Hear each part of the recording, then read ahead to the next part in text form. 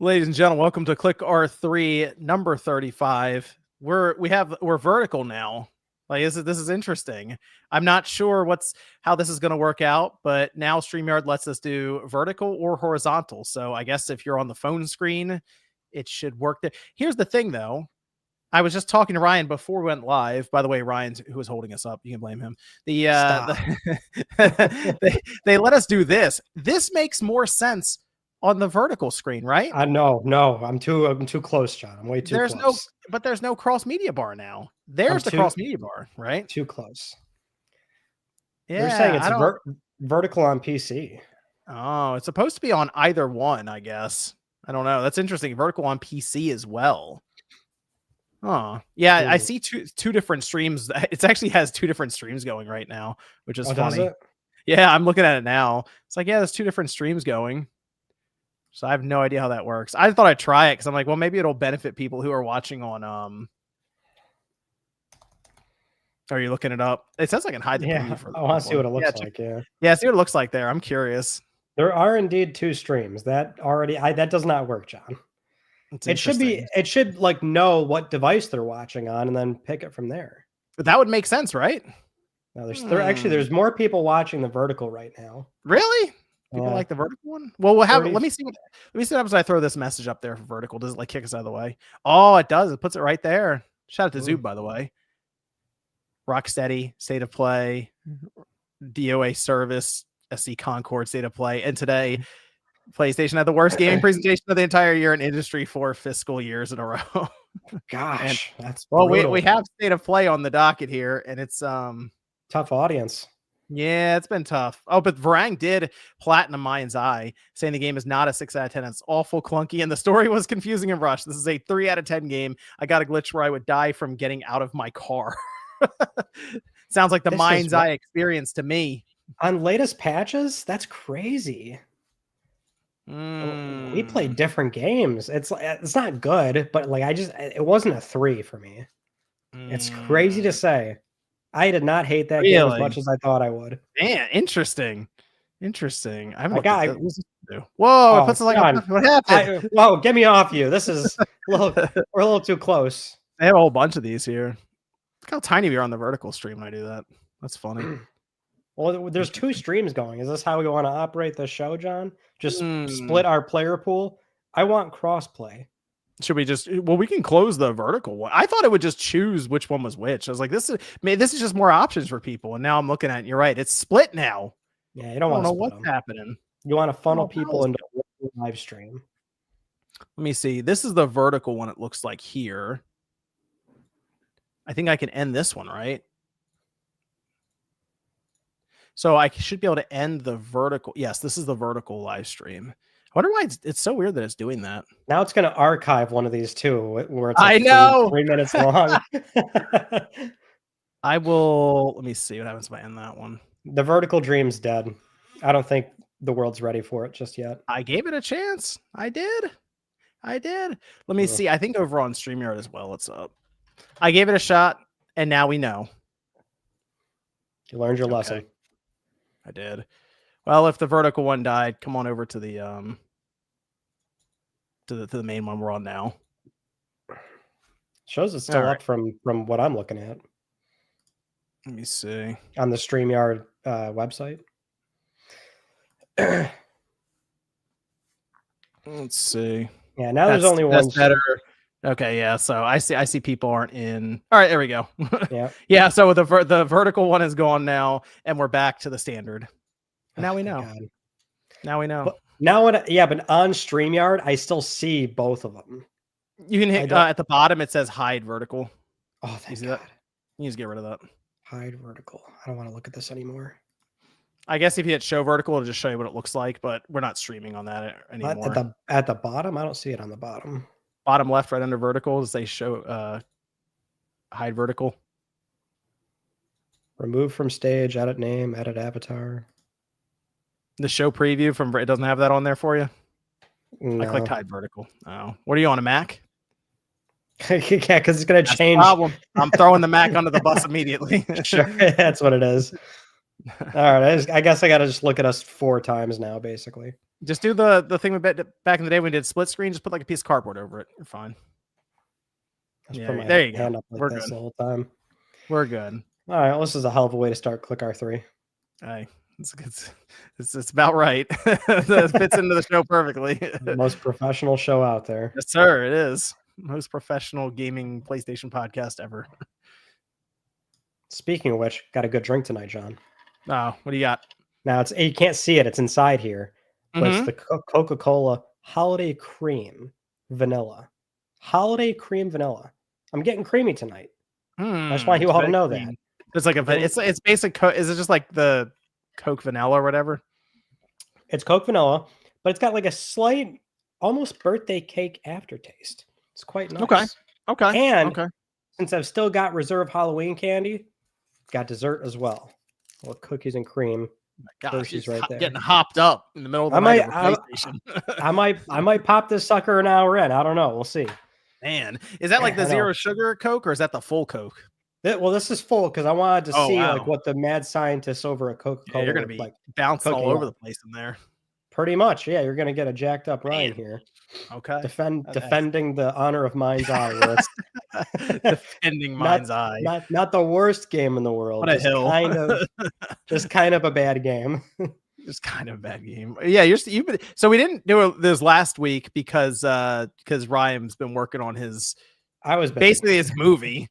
It's a few things. I got a few things coming up. So how long is that? How long is that video going to be anyway? I feel like that's going to be like a length of a podcast or something. Well, the last one was like a movie. It was like an hour 17 or something. That's what I mean. I'm kind of thinking it's going to be more than an hour.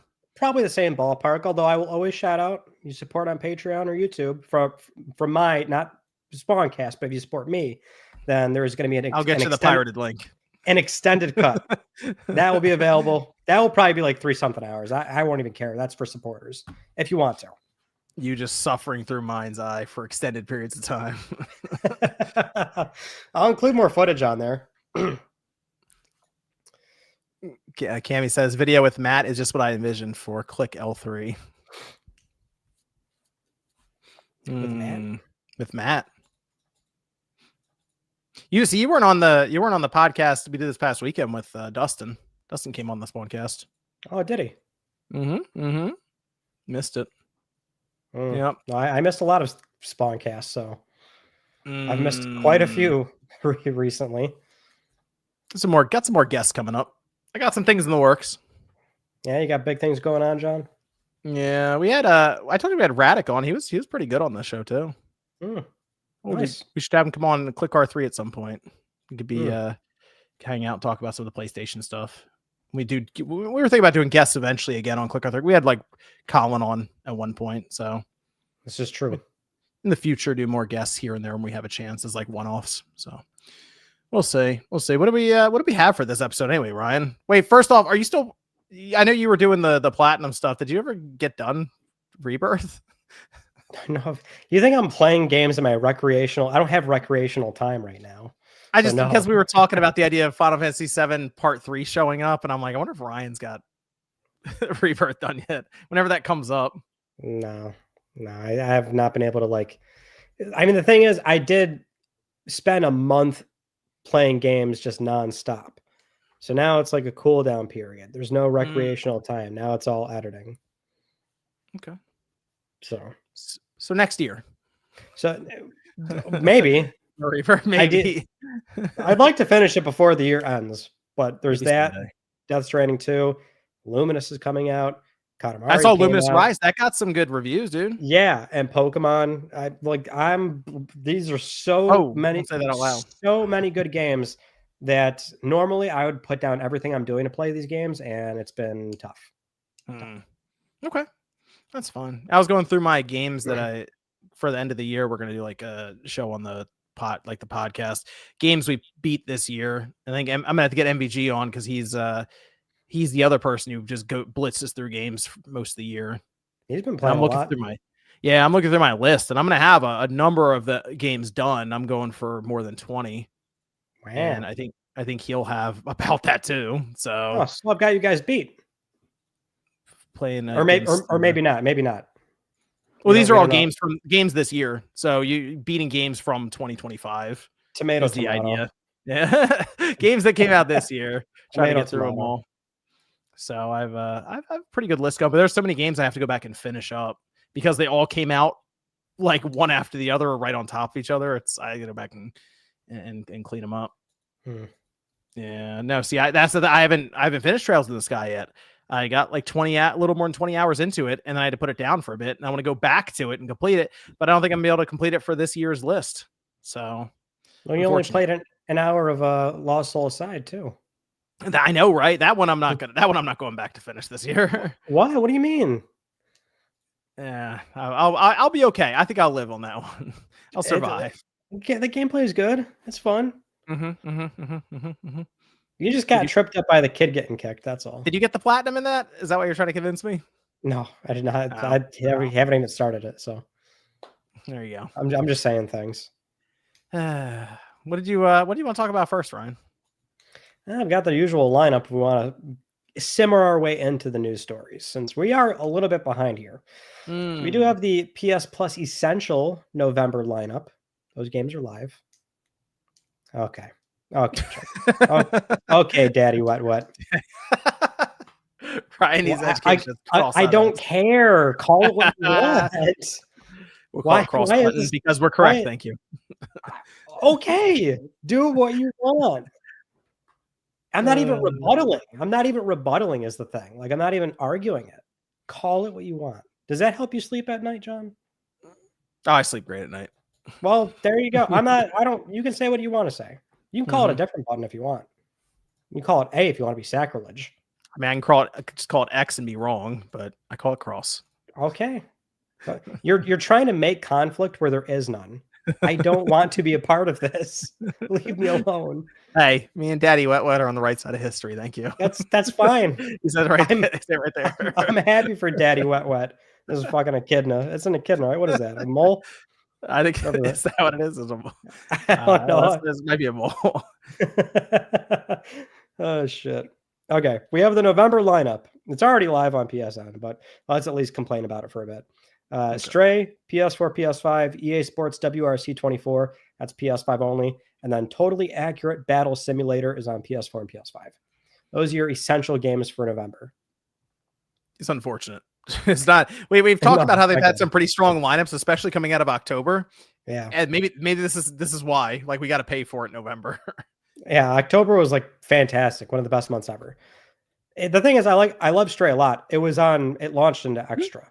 Yeah, so it's like it's a better license. You know, it's not like I can't say that Stray is available to more people, but it's like a lot of folks probably already played that.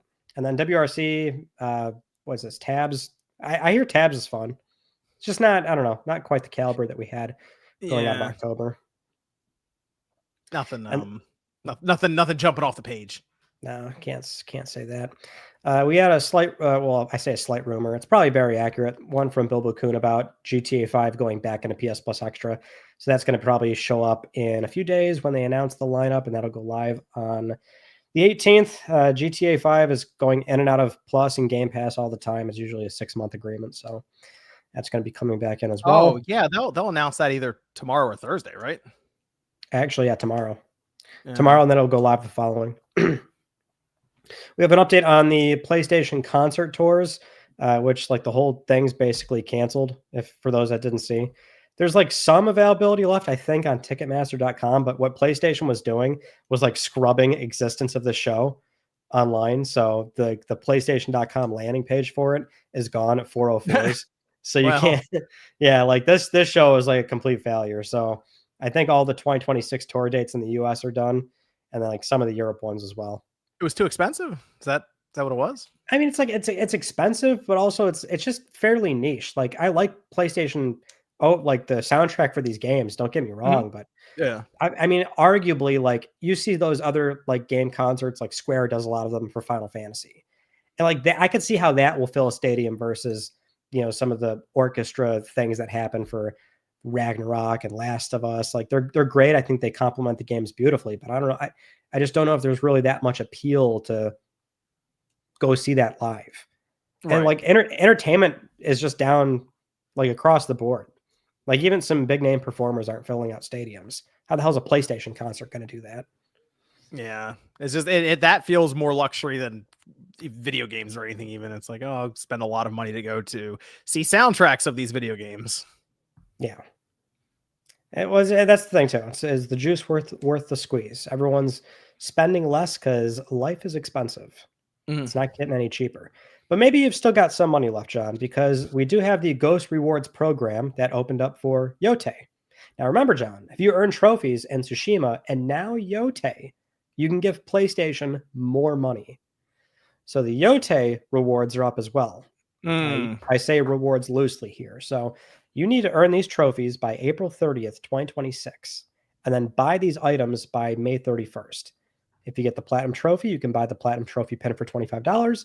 If you earn the Gold Trophy that I think is finishing the main plot, you can buy a t-shirt for $30 or a $150 Ghost of Yote jacket.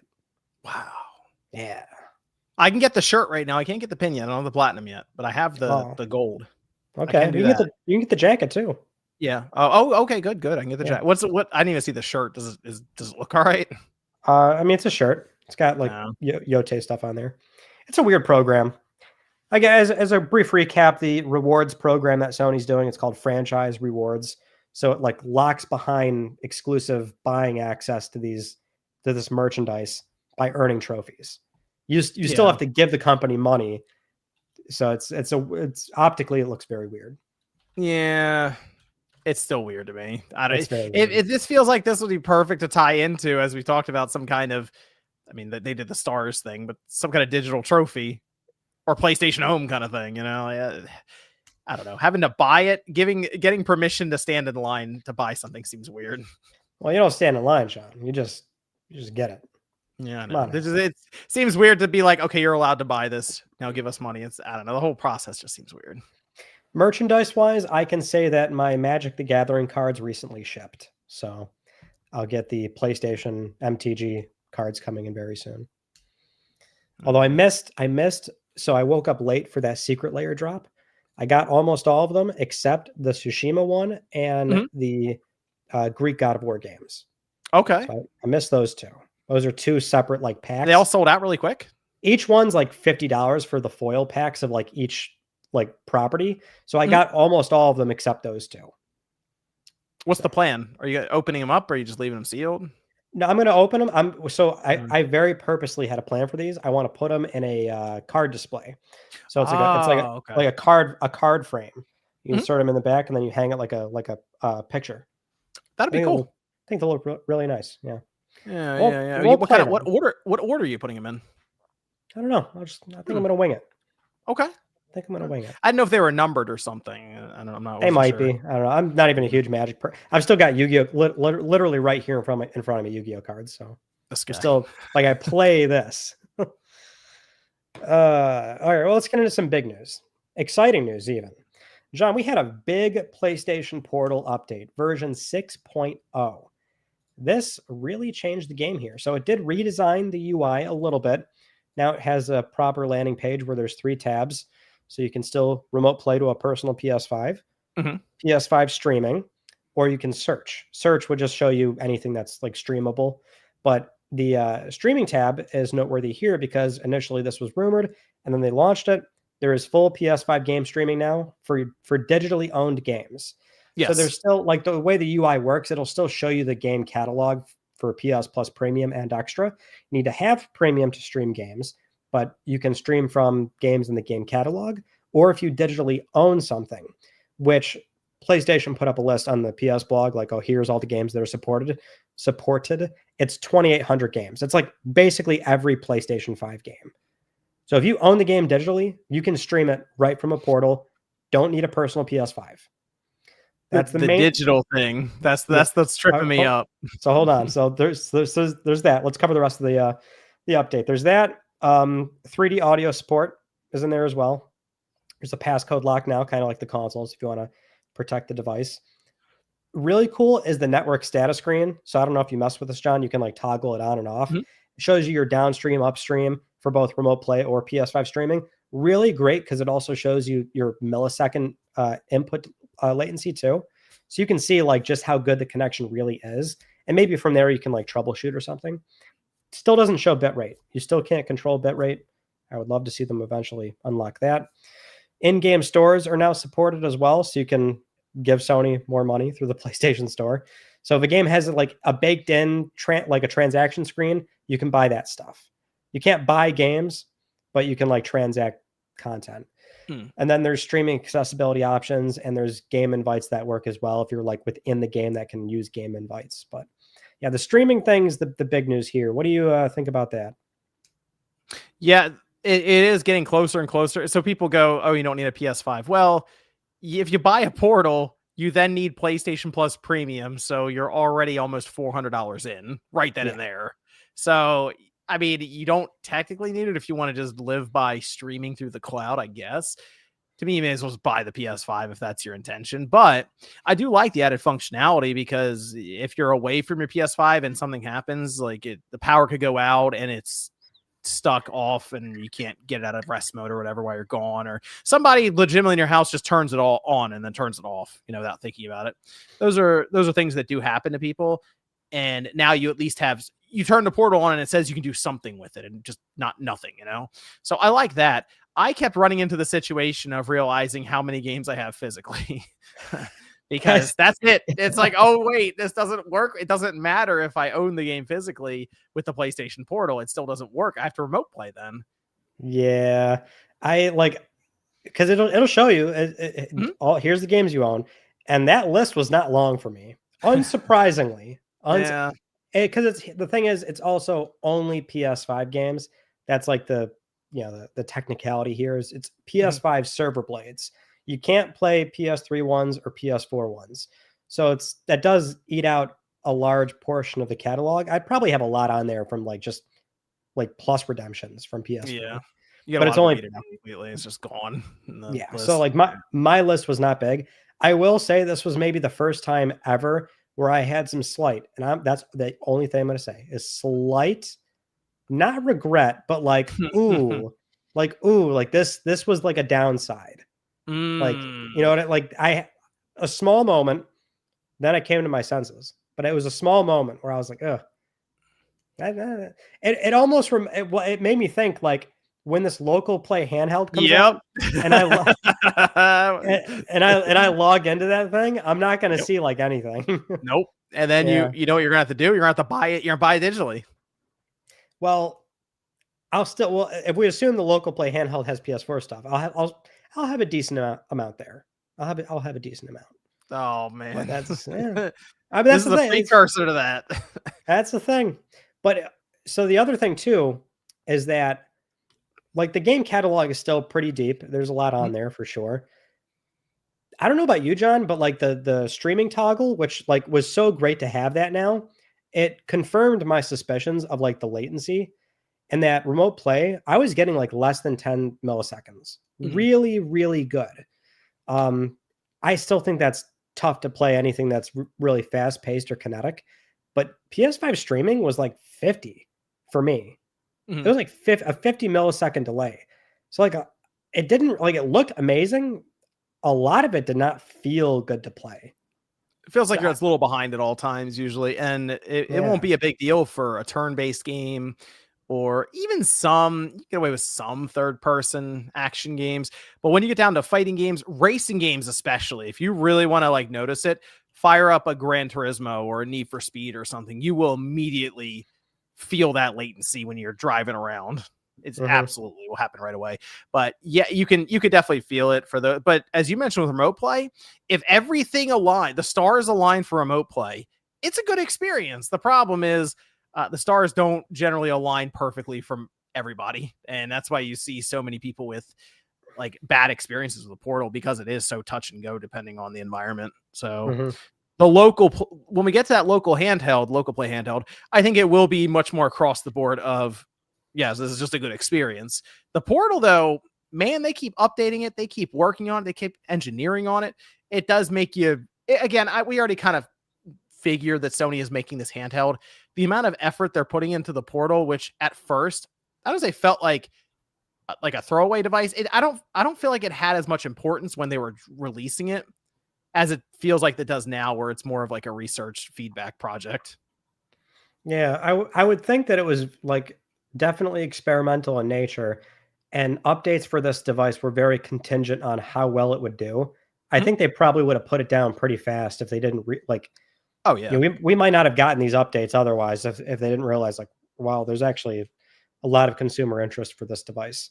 So much so that we had a report from Tech Radar where we had the senior manager of product development, Tokuro Fushimi, reveal some interesting tidbits about the PS Portal, where they say, quote, our data shows that PS Portal users are more engaged than non-users. The PS Portal has now become the most widely used device for PS5 remote play, surpassing mobile, PC, PS5, and PS4. So people that buy the Portal, they do tend to be very engaged, Mhm. high play hours on average, which I think is not shocking at all. No, I mean, think about who you're selling a $200 specific remote device to. It's probably the people who are most engaged already. Yeah. Mhm. I don't want to say it's like, I mean, it is kind of a niche device for what it does. But when you sell it to a person and they know what they're getting into, they've clearly done a lot of research or really plugged in. So that's still where the portal is sitting. But if you take away that remote, because the remote play function, while you and I understand it, man, I have to imagine that would be a little more confusing to a parent or someone who's just buying it off the shelf. And it's just like, I think this is what they want for Christmas, something they got to set it up. And the local play device is going to be the real test. Like how can this perform at a decent price point? But the portal, man, it's looking good in the US. 5%, I believe, was the reported number. 5% of PlayStation 5 owners have a portal. Mhm. That feels pretty high. I've run polls on the channel, and it's come back with like 12 or 13% or 14% of people in the audience have a portal. That's higher than the 5% for Circana. So yeah, I think the Makes portal is sense doing. given Yeah, the oh, yeah, audience. yeah. So I think for the most part, the portal is. I mean, it seems like it's doing better than what Sony was expecting. Mhm. Absolutely. And now we have streaming for pretty much everything. Mhm. 2,800 games, like I think all of them. You know what I'm also thinking about, Ryan? While we talk about this local play device, there still might be a future for the portal just because of its price point. I would imagine so. There could be a successor to this portal that would Mhm. still run alongside a PS5 or a PS6, a PlayStation Portable, and then a PlayStation Portal. Like I do think that would, let's say the next one comes out and it's 250, but the wireless chipset's better, the screen is better, and they have continued to work on the OS level stuff to where all this is out of the box immediately. The ability to stream, remote play, all that stuff. It feels like they could take this to the next level, keep it under control in terms of pricing, and just have it there as kind of that bottom level entry price almost. Because sure, you could get it and not need a PS5 and just do streaming, buy PlayStation Plus, but I think there's a future for it still. Portal I would Pro, love that. Portal I Pro. would yeah, I would love a even just like not soft model revision, but a model revision that has maybe a OLED display or just bigger battery, Yeah, maybe better battery, yeah, sure. make it feel a little lighter or something. For Mhm. sure. I'd be totally down for that. I mean, really what I would like is some sort of like proprietary wireless frequency that they can tie to the consoles better. That is a great idea, and that's something I brought up. The idea of the next generation one connecting directly to it, almost like a Wii U sort of. Where Yeah. if you're, because I'm in the same room, I'll sit right here. The PS5's there, and I'm within 8 feet of the thing. It's like, wouldn't it be nice if I could just directly connect to it, get a really good solid connection, and it looks great on the screen, like to where it's basically local. Mhm. That that would be awesome. I would buy the next portal for that. Like immediately. I'd be like, yeah, great. If it was this exact same portal, it was $50 more and it had that, I would buy it immediately. For sure. Yeah, absolutely. That's what I didn't like about the portal. I'm like, this really is just a screen you're selling people. Like Yeah. a purpose built. I would have thought there'd be like something that like directly ties to the console, just a little bit more beyond what you'd see from like mobile. Oftentimes my HDR, yeah, Bluetooth. oftentimes my phone has better remote play. And that Mhm. shouldn't be happening with a purpose-built PlayStation device. Right. I'd like to see them do that. I bet you more than half the cost is in the DualSense configuration for it. You think? It might be, dude. I don't know. Like What there was a would lot. It's very purposefully built with all the extra stuff in mind around that tablet screen. So I say, bet you like, half that, a good chunk of that went to the engineering and the cost of making all that work. what is the most expensive component on that device? I mean, just singular component. It probably is the screen. Like singular component probably is the screen or the battery. Yeah. I could see that. The battery life's pretty good on it. Not bad. I mean, people get, what do you get, like 3 to 4 hours out of it when you're just using it. Yeah. They could probably get that thing up to 5 or 6. Well, we do have some related news. I wanted to talk about the Digital Foundry folks over there that were recently looking at PS5's power saver mode. Because the one thing we couldn't reasonably check, I know it's a pain in the ass to do this, but it's pixel counting.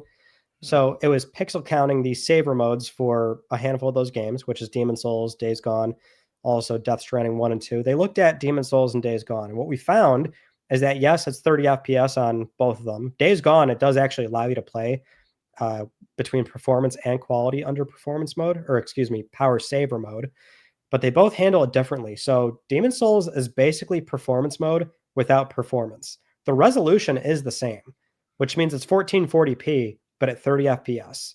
And that was all they needed to get the power usage down like in half. So it's like 90 watts, obviously, like 90 to upwards of 100 watts.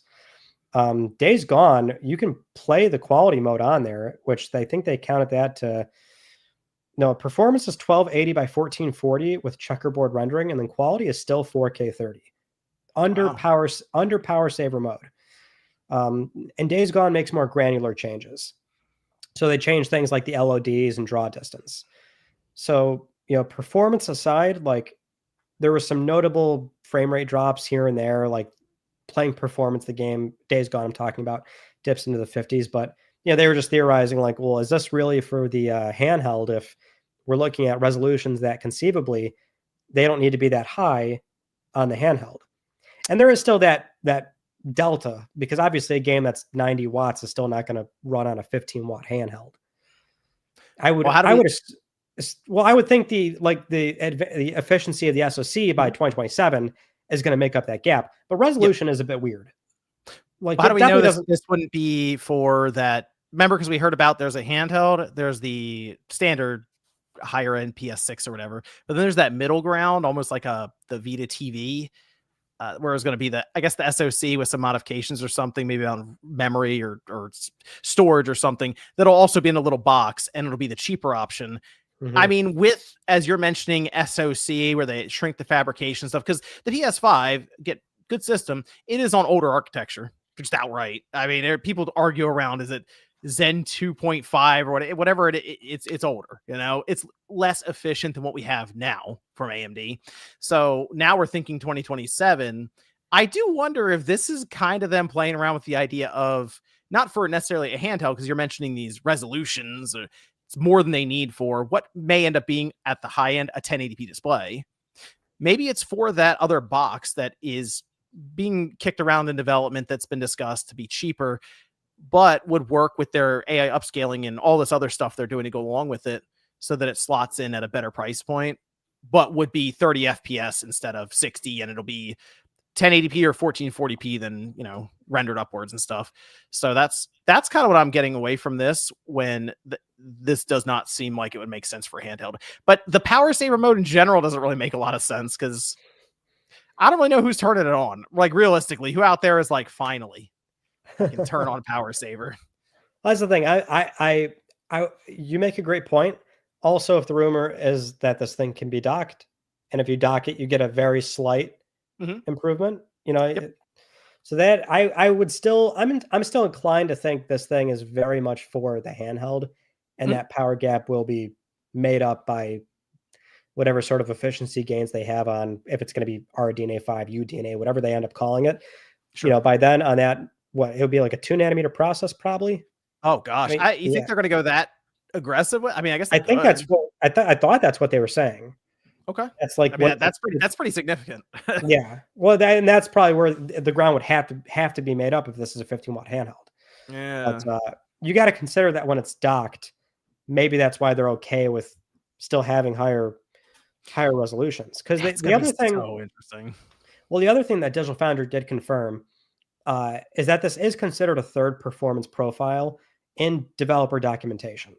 So, like when a developer makes a game, like there's two, base PS5 and Pro, Mhm. and so they've confirmed that they've seen the documentation. Like this is a third like console without the console. It's a third profile. So Okay. it's Okay.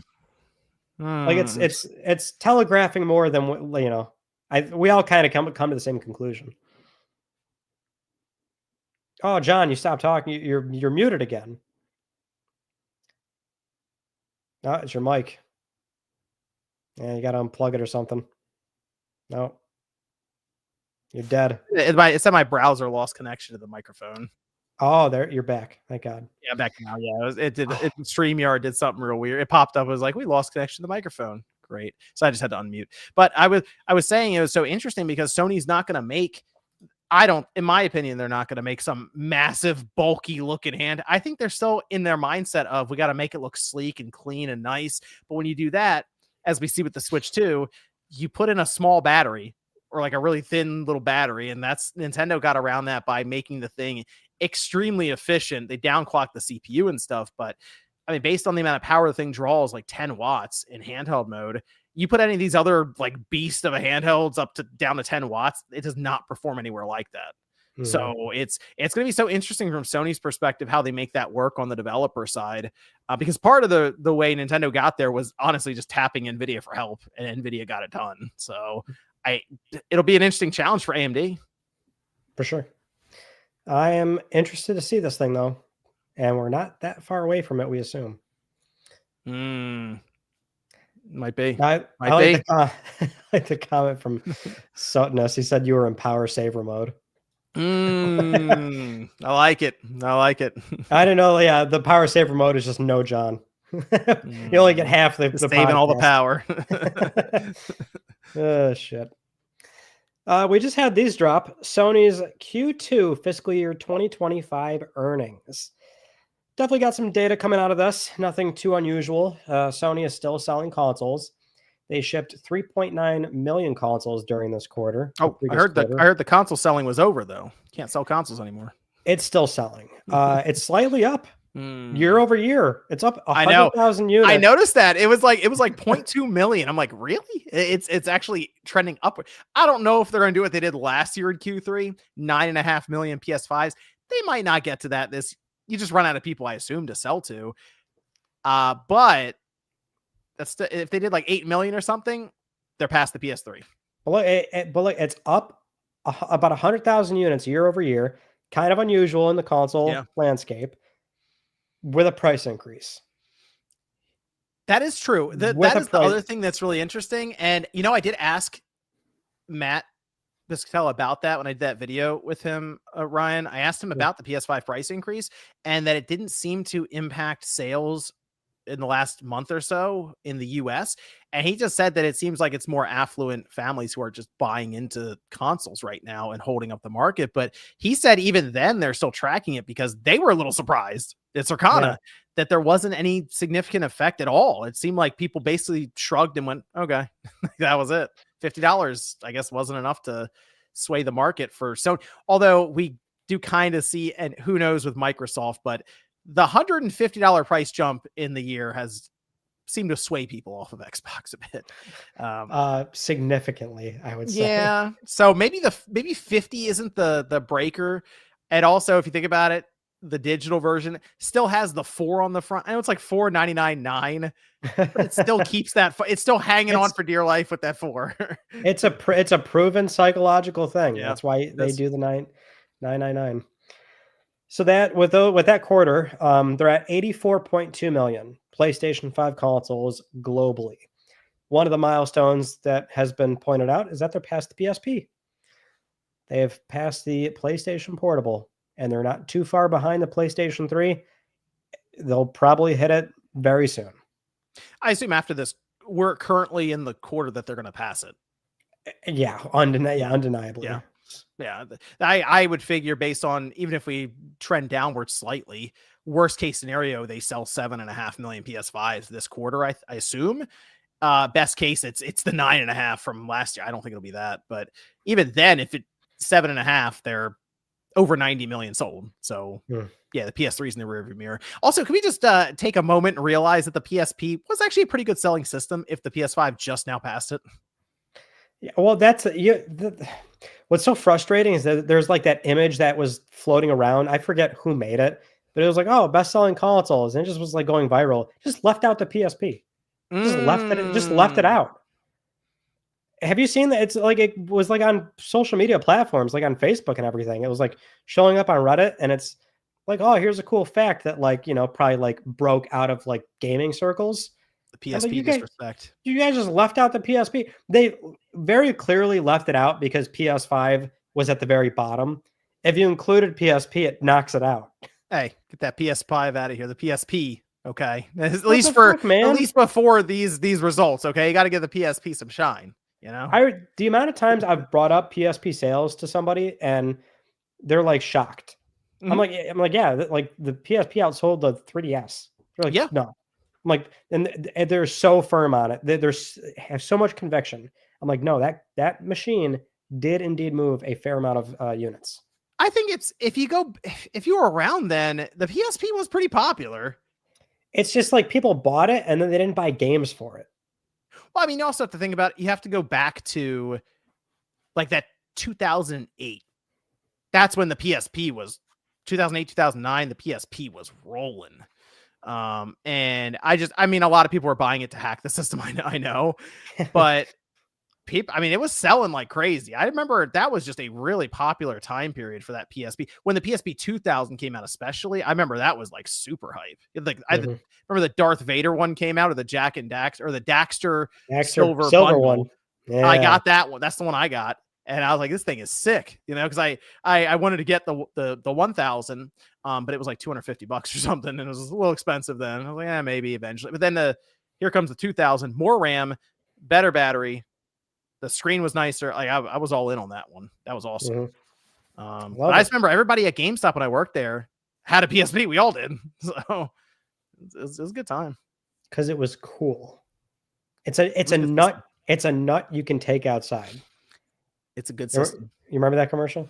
No. You remember those sketch, like those pencil drawn squirrels? Oh, yeah. He like throws an acorn at his buddy's tree, and he comes out and he's like, "Oh, what's going on?" He's like, "You gotta come play some nut." He's like, "I can't. I'm playing nut inside." He's like, "But there's portable nut." There's portable nut. Oh, that's wild. I will say I never bought into the UMD movies on the PSP. I just, for some reason, watching those to me was just always weird. I just wanted to play games on it. I never got to where I was like, I'm going to sit down and watch Lords of Dogtown on my PSP. John, that's how I saw Kung Fu Hustle. Are you serious? Yeah. we had, I mean, I'm not even kidding, boxes of UMDs movies at GameStop that never made it out to the store, the shelves, because sure. They're just boxes of them. You know how many copies of Lords of Dogtown we had? We used to like frisbee those things around.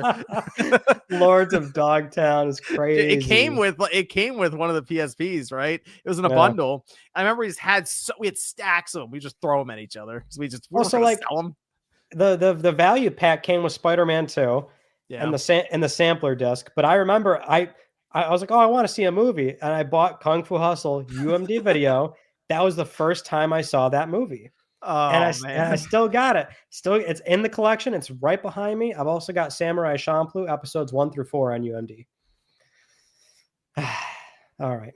Waxing nostalgia, as we often do. We had one. I remember one customer would come in who always picked through. They were like, "You got the box of UMD movies?" Because we were selling them for. I think they were just generic. It was like $1. He was the security guard for the shopping center, and he's like, "I got my PSP. I don't really do a lot when I'm here." So I was like, first of all, that's not great for me to know that you don't really do a lot. But second of all, he's like, I just buy the movies and I just watch my PSP. What do you got? Because he's like $10 because he's 10 movies. Like, oh, okay. But you know, the not to like keep this tangent going here, but like that's a use case that made sense back then. It only took like a few years for that to be like obsolete. Because, like, oh, 08, iPhone came out. Not everyone had an iPhone by then. But, just a few years later, the sort of new era of big screen handsets or full screen handsets, no Right. Or like buttons. tablets or something. Yeah. Yeah, that took over. So it was like it very quickly went obsolete, but there was that small little like sliver in time where it absolutely made sense to get a PSP and like watch stuff on it. Because iPod video was like the only other like mass market option. Mhm. You remember iPod video? But that was I do. still like Yeah. it was like a what? Like a 2-inch screen? No, not even 2-inch. It was like you would hold it like this, right? And because Yeah. it just played video and it looked with the click wheel. great. Yeah, it looked great. All right, back to Sony's Q2 earnings. The digital software ratio, which I love tracking, is 72%. That's down from the last quarter of 83%, but it's slightly up year over year at 70%. So it's up a little bit. Monthly active users is 119 million. That's up year over year from 116 million. Sales and operating income. So sales are up 4%. Operating income is down 13%. The positive impacts are network services and game sales, PS Plus and games. Negative impact is an impairment loss against a portion of Bungie's intangible and other assets in connection with Destiny 2. We'll talk about that in a second here. I've got a separate quote from Lin Tao. But for the fiscal year 2025 forecast, this is mostly unchanged. So both positives and negatives are kind of leveling each other out. But I do want to point out that tariffs are still negatively hitting this, but there's a decrease in losses from hardware. That's actually positive. So they're not taking on as many losses from hardware. So that's kind of leveling each other out. What we did also learn, and this is kind of where we're going to hear about this anyway, Ghost of Yotei sales. We do have a number here, 3.3 million units as of November 2nd. So pretty much right on the money from what we were hearing, which was both out of the UK, the GFK. I think the GFK tracks sales data for Europe and the UK, and then also Circana. But we were hearing it was like mostly flat to Tsushima, like maybe a little less, a little more. That seems like a pretty similar ballpark. It's hard to say because the numbers that we have are like uneven based on the time that they're out on the market. Tsushima did very well in what was it, 4 days, 4 days? And it was 3 days and did 2.4 million. I was quickly pulling up there because they do the thing where they list some of the games. Here we go. And they have how many days next to it. So here we go. Ghost of Tsushima. And they have the split up between PS4, PS5, PC. So it's kind of like a running timeline. But PS4, 2.4 million in the first 3 days on the market. The next figure we have from Tsushima is 118 days into its life, 5 million copies. Right. So it's like hard to really align that per se, given we have a month versus a few days. But we just kept hearing that this game was like mostly flat to Tsushima, which doesn't like it sounds bad, but it's obviously not. Context is everything. Tsushima did launch right before COVID, it was during COVID. So that plays a pretty big role. July 2020. Yeah. Those games definitely saw a kind of an unusual outlier boost that not many other games get to experience. But Yotei, for the most part, seems to be doing just about what I would assume SIE was expecting. Not bad. Sony seems pretty happy with it, though. I mean, they said there's a quote in their financial report here. Because here's the other thing with this. They didn't have to say anything about Yotei. They could have just kept it moving. It didn't release in this fiscal quarter. They could have just said nothing. And they've been like, we'll see you next quarter. This is usually the time where they will say something, though. Because usually like investors are going to want to ask about it. If they don't say it here, they would have had to answer to it during the Q&A portion. Because somebody was going to ask. And it's weird too, because they're so picky. Like sometimes, John, they don't even wait for the reports. They'll like put out a metric on like social media. It seems like they never do that anymore, but no, they kind of stopped for some reason. I'm not really sure why. I mean, is that they've leadership's changed, of course, and maybe they want to just have a tighter grasp on the messaging for investors so that when they do show up, they have something like here's what they said. This is a quote out of their financial report. Ghost of Yotei surpassed 3.3 million units sold globally as of November 2nd, becoming a major hit like its predecessor, end quote. That is what they said. That's on page 9. So they went out of their way to not only say the numbers, but they also threw that in there as well. Major hit like its predecessor. So Tsushima, 4 months in, got the 5 million copies sold after basically a month, 32 days. Here's Yote at 3.3 million. I wouldn't be shocked. It's about to enter the holiday season with the PS5 that clearly is going to be selling hardware. We know Yote, there's like a bundle for it out there as well. I wouldn't be shocked if, I'll be curious if they update this. I kind of feel like they have to for the next quarter because it'll fall in that fiscal quarter. Yeah, I would think they would, but they just get so picky with that. They'll definitely give the first number, and then it seems like it's a toss up if they do it like after X, Y, and Z amount of times. Yeah. Usually, unless it's like a milestone. I mean, the thing is, if they're like super impressed by the number, they will share it. Right. But the weird thing is that if they don't share it, that's not unusual either, because they do that. I wouldn't be shocked. It goes through the holiday season here, and it gets to the end of December, and it's eclipsed like 5.1 or 5.2 million. It wouldn't shock me if they sell another 2 million during, because remember that's November 2nd it tracks to. They have November, December, holiday season kicks off. Wouldn't shock me if it sold another 2 million copies and ends up tracking slightly ahead of Tsushima by the 4-month mark. So, and at $70, $10 more than Tsushima, it does seem like be pretty successful then for Sucker Punch and Sony. I will say, I think this is one way or the other. I think they're going to be moving on from the Ghost franchise anyway. I think their plan was, I kind of feel like their plan was to do 2 of them, because here's the thing. The sequel exists because they can reuse assets, and by keeping the budget the same, they've actually done it cheaper then, because you feel like it would have to go up with inflation and stuff. And being able to retain talent and pay more to do all of that at Sucker Punch, be able to reuse assets, animations, all that. That's the reason the sequel was going to exist in the first place, because it's not an easy money-making opportunity because it's hard to make a game, but it's more straightforward, I guess. You're not making a whole new IP from the ground up. So it seemed like it was going to be an easier way for them to make profit. This game is profitable. So success, I guess, and they just move on from it. They're going to still do the Legends multiplayer next year, but after that, I would figure they're moving on. I would think. The thing is, that's probably the right play in this environment. Like I keep coming back to this idea of what Cory Barlog actually made a requirement for God of War Ragnarok, which was Ragnarok's happening. They made a conscious decision of like wrapping up that Norse series in 2 games. Now I think for many, arguably, and this is not a spoiler, just a sort of out of context thing of like everyone felt like the ending of that game really ramped up a little bit too quickly. I think that's like a sacrifice or trade-off you have to make for games that are taking 5 to 7 years to make. So I think it makes sense to like, okay, we'll do 2 of these, but like, let's not do a third. Let's move on to a new thing, because it's going to take us a while anyway. I would think that's the right play. Yeah, I feel like at this, they want to do something else after a little while. I mean, they've been 2020, Tsushima came out, but before that, obviously years before that, they were working on it. They've been doing this for a decade. You kind of think maybe we want to try something else, do something different. And the other thing with that is they're still going to be working on Yote for a while, because let's face it. I mean, I think most of us figure there's going to be a PS6 version of this game.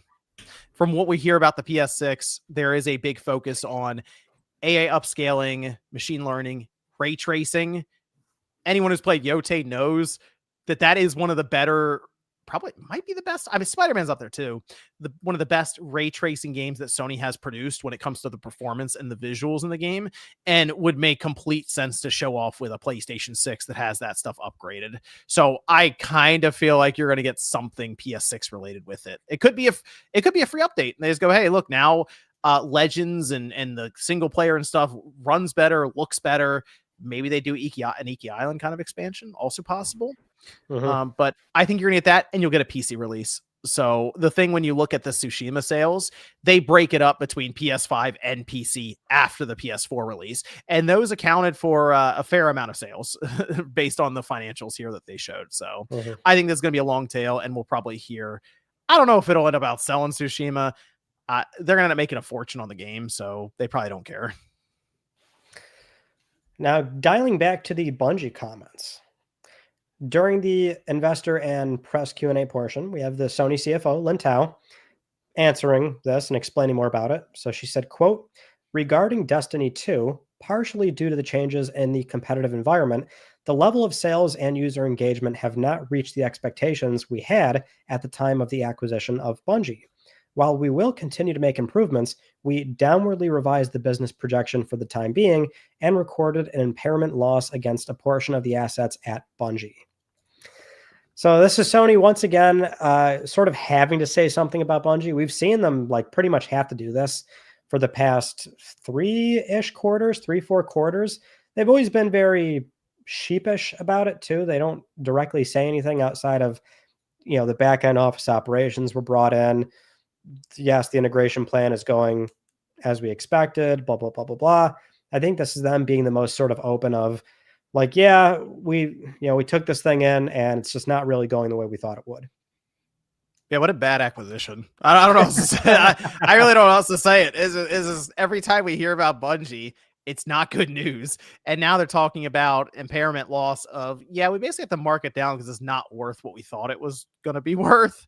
So sorry. I mean, that's one of the reasons that their operating income was affected so much this quarter was because of this $200 million write-down. Man, what a miss. I mean, it's almost to where when people were saying that Jim Ryan got pushed out a bit because of this, I almost can't push back completely on their thought with that. Cause that's tough. Over $3 billion spent on a company that the idea was they'll come in with something turnkey with Destiny 2. They know how to make live service, so they'll help us with it with these other studios. And they're also working on Marathon. Marathon hasn't even come out, and it was struggling with the plagiarism stuff. It got delayed. We don't know how that's going to go because now Arc Raiders has kind of taken over the extraction shooter genre, and we know it's hard to pull people away from live service. Destiny 2, I mean, it's floundering. It's declining. It doesn't look good for that game right now. They never thought to make Destiny 3. I don't know. Destiny 2 isn't going to be enough to hold them up. Bungie is it feels like kind of piecemealed and separated right now to be put within Sony. I don't know if Bungie's going to get dissolved. They might still just exist in a name and maybe they do downsize heavily, but it doesn't look good. Well, right now it seems like they're still very committed to getting Marathon out next year. Oh, Marathon's coming out. Yeah. Yeah. So there's that. It's hard to say where that's really going to go because, I mean, right now the extraction shooter that's really lighting the world on fire is Arc Raiders, like you said. It's tough. It's, hindsight's everything. I feel like it made sense at the time, but man, it's just really rough when you just don't know for certain how it's going to pan out 6 months to a year later. The more I look back on it, though, the more it really did feel like a knee-jerk reaction. That acquisition. I just don't agree. No, you don't think so? Nothing made more sense to me than the idea of our competitors are not going to help us build live service games. Like that, it's trade secrets. It's industry secrets. Like that's how this shit normally goes. Like they just buy something instead. Apple does this all the time. Like the tech space, this is like kind of the play. We don't know this. We'll just buy them. So I think the acquisition absolutely made sense. It was a misfire. At the time I thought like, okay, they're going to come in and do just that, a portfolio evaluation. What sucks about the other side of it is that not only is the studio you bought kind of in turmoil, but their review process for all these games also wasn't exactly favorable either. And I don't know. It's the same point I'll always make. Like, it's better to like cancel all these things that you think aren't going to go anywhere. Maybe there's like a timeline where they didn't pick up Bungie, and maybe that would be seen as better. But then they don't have that understanding and telemetry of, oh, actually, we end up shipping this Twisted Metal game, and that completely fails. And then we let London Studios spend 2 more years on their game, and that doesn't go anywhere. We put another year into the Ben Studio game, that doesn't go anywhere. I think it's really tough to say for certain which option was realistically better, Right. Yeah, no, that's the thing. We don't know what the other timeline looks like right now, but yeah. It's interesting to me that Microsoft was able to evaluate Bungie correctly and Sony wasn't. It's very weird to me. That's why it felt like they were kind of pressed on the mat. That's what, to me, it feels like they were pressed on the matter because Microsoft looked at Bungie too and they said, No, it's and apparently the amount that Bungie was looking for from Microsoft was less than the 3.2 or whatever billion that Sony paid out. And Microsoft was like, this doesn't look good over here, basically, and moved on. So, Yeah. and Microsoft's throwing money everywhere. Then they were like, nah. That's where they got hosed. Like they spent a lot on this. Yeah. I mean, they'll too much survive obviously from it, but it's definitely a misfire, like you said. And you know what?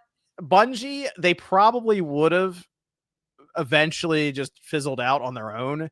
But to have Sony now have to deal with it is a whole other matter, to where they have to figure out what to do with Bungie.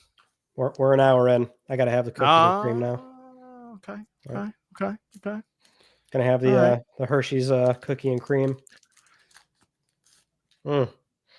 Oh, John, the bouquet. This little guy smells so good. I will say, but to me, as soon as I went into that meeting and Bungie told me they didn't have Destiny 3 in development, they didn't think to do it, I'd have been gone. I'd be like, no, there's no way, I'm out of here. It's just, I honestly, when I thought they were buying Bungie, I thought Destiny 3 was in development. And I'm like, oh, okay, I get it. They're going to roll with Destiny. Awesome. It's still Destiny 2. So for me, I'm not really interested in getting back into Destiny 2. I'd be looking for Destiny 3, and that's not happening. I mean, they did consider it, surely, at one point. That didn't get very far. You'd think. So now I have to assume that they Gummy Bears, I guess. That's internal. That's gonna be internal at Sony. And then well, it's a different new studio. Here comes Marathon, and I don't know what happens to Destiny 2. I don't know. If anyone in the chat plays Destiny 2, let us know what the move is there. Okay, let us know, because I am honestly confused as to the state of Destiny 2 and where they're going to take it. I do want to big shout out to Victor. Big shout out to Victor. My God, coming through saying Ryan is getting way behind with Elden Ring, Shadow of the Erdtree, Night Rain, and now DLC for Night Rain. Also waiting for the homie to do a video of him getting the platinum trophy for Stellar Blade and posting on YouTube, just like he did with Returnal, Astrobot, and Cuphead. Thank you, Victor. I greatly appreciate it. Yeah, you haven't played Elden Ring yet. No, I'm like saving it for when I know I have like 300 something hours to give it. Christmas time? You take the holiday break? Because I dive into Souls games like anybody. Like I fucking lose my life to them. And when I start them, it's over. But I need to know that it's not going to impede on life. Impede on life. I need the time to do it, man. What about is there a holiday game you have in mind? Like if you take a week or two off for end of the year, Christmas or something, is there something you have in mind that you wanted to play? For sure. All the ones I named. I mean, Katamari I know is that's like a 2-day game, maybe one for me. Same with Luminous. I could probably see that in one night. So I could knock those two out pretty fast. Pokemon would take a lot of time to put in. I'm very far into Rebirth. I know I can finish the gold path relatively soon. Death Stranding 2, I'm about halfway through, and that's everything. Like I've been doing everything in the game so far. So I'm not that far away from like getting kind of caught up. We'll see. Okay. We'll see. Yeah. Well, let me give a big shout out to Victor Perez. Very generous. Appreciate it. Victor. Lovely human. We do have something else from the financial. You got the platinum and Cuphead though? I did. Wow, that seems pretty good. Wow. I love Cuphead, John. Okay. Cuphead's good. And it's all documented. I was very pissed off playing that game. See that. It's tough. We have one other quote from Lin Tao, Sony CFO, during the investor portion, just speaking about the PS5 console strategy, saying, quote, "There are many active users enjoying the console. So from that perspective, we believe that the PS5 is only in the middle of the journey, and we are really planning to expand it even further," end quote. Is this not the most inoffensive thing they could have possibly said about this console? Not even excuse, like, we don't even have to bring up the cross-gen thing. They have done this every cycle. Like, this is the most not news to me I've ever read in my life. Halfway through, 10-year plan. That's the PS3 quote, dude. I feel like I'm reliving like nightmares when Jack Tretton said that shit. And everyone was like, what 10-year plan for PS3? Now they do this every time. Almost every time. PS1, I think they kind of moved on within 8 something years, I think. And that's accounting for like, because that basically what they're implying is they'll still provide developer documentation. They'll still manufacture the console. They'll still let developers submit games. That doesn't mean they're not going to release the next one. So, hey, I saw a PS4 logo in the State of Play today. Still rolling. Still rolling. Actually, how many? I wasn't even looking for that. How many were there? Just one? I think there were 2 or 3. Yeah, I wasn't even paying attention to that, to be honest. I saw it pop up once. I was like, oh, there's the PS4 logo. It's still on its way. Still rolling 12 years later. Well, for what is a bunch of modest looking games, you would think that PS4 would show up more for those. Yeah, but I mean, hey, it's still going. The 10-year plan for the PS5, let's be real, it's gonna be more than 10 years. This PS5 is gonna be with us until like 2035 or something. Probably. Yeah. I think they should. The console's like that relevant and playable, like why not manufacture and let studios submit games for it? Yeah, I mean, the big differentiator from the PS4 to the PS5 is that spinning disk hard drive to an SSD. We're going to go SSD to SSD, I assume, PS5 to PS6. So there's not going to be a huge difference in terms of that. So, I mean, difference in terms of capabilities, I guess, when you stress all the little tricks they're going to do behind the scenes. But they've already told us it's not going to be it's going to be more powerful, but not PS1 to PS2 power, shift or something. Not significant in terms of brute force. What do you think the shelf life would be on the SSD? Oh, that's good because it is soldered to the board. That is a good question. It's soldered to the board, like so. They might want to start thinking about that, by the way, in some of these later PS5 revisions. 10 years for normal use, but that's just a very fucking fast AI Google answer. They might want to start thinking about that assume it could be more because they're going to do later revisions. I wouldn't be shocked if they did another kind of PS5 silent revision where maybe they have it on a separate board and they figure out a way to just tie it to the main board through connections just so they can service those machines for like 15 years. I mean, they got to start thinking about it eventually because what you're describing to me is eventually every PS5 ever made is going to be inoperable because you know what they could do, Ryan? They could push some kind of firmware that allows it to completely boot off of the M2 and disregard a corrupt chipset for the SSD. I wonder if that is. Oh, I almost sneezed. There we go. Oh, I'm sorry, I died. I couldn't mute fast enough. I'm sorry if I ruined somebody's microphones. I wonder if that's a possibility. Makes sense. That might be the solution. Otherwise, these PS5s, I mean, they're counting down. There's doom clock for your PS5 right now. I mean, they actually did go out of their way to send out that firmware that addresses the like weird CMOS battery issue on PS4. Like they actually did do that. So maybe they will. I don't know. I might want to start thinking about it though. If it is like 10 to 15 years for those chips on the board soldered to go bad, that's not good. Yeah, not good at all. Well, that's the financial report. Guess we'll just mention this in passing real quick. There was a story about how with Warner Brothers, they were pretty open about this. They're looking to get acquired. That was kind of the whole idea with that restructure. We had the Sony CEO, Hiroki Totoki, speak with Nikkei, and they outright said that they're not interested in that acquisition. That was kind of a running rumor for a long time, is that if Sony's interested in picking up Warner Brothers, which would come with a number of game studios as well. But yeah, it seems like we had a pretty firm answer on that. They're not interested in doing any big Hollywood M&A deal right now. So there's that. And we had some stuff going on with the PlayStation Store. So recently there was some evidence of dynamic PS Store pricing. Sony was playing around with this about a year ago. For those that might remember, there was like documented evidence of this happening with Astrobot, where some users were getting a cheaper sale for the game versus others. And now, very recently, there was one Reddit user saying that they experienced dynamic pricing with Red Dead Redemption 2, where the price for the Ultimate Edition was $20 and their wife's was $15.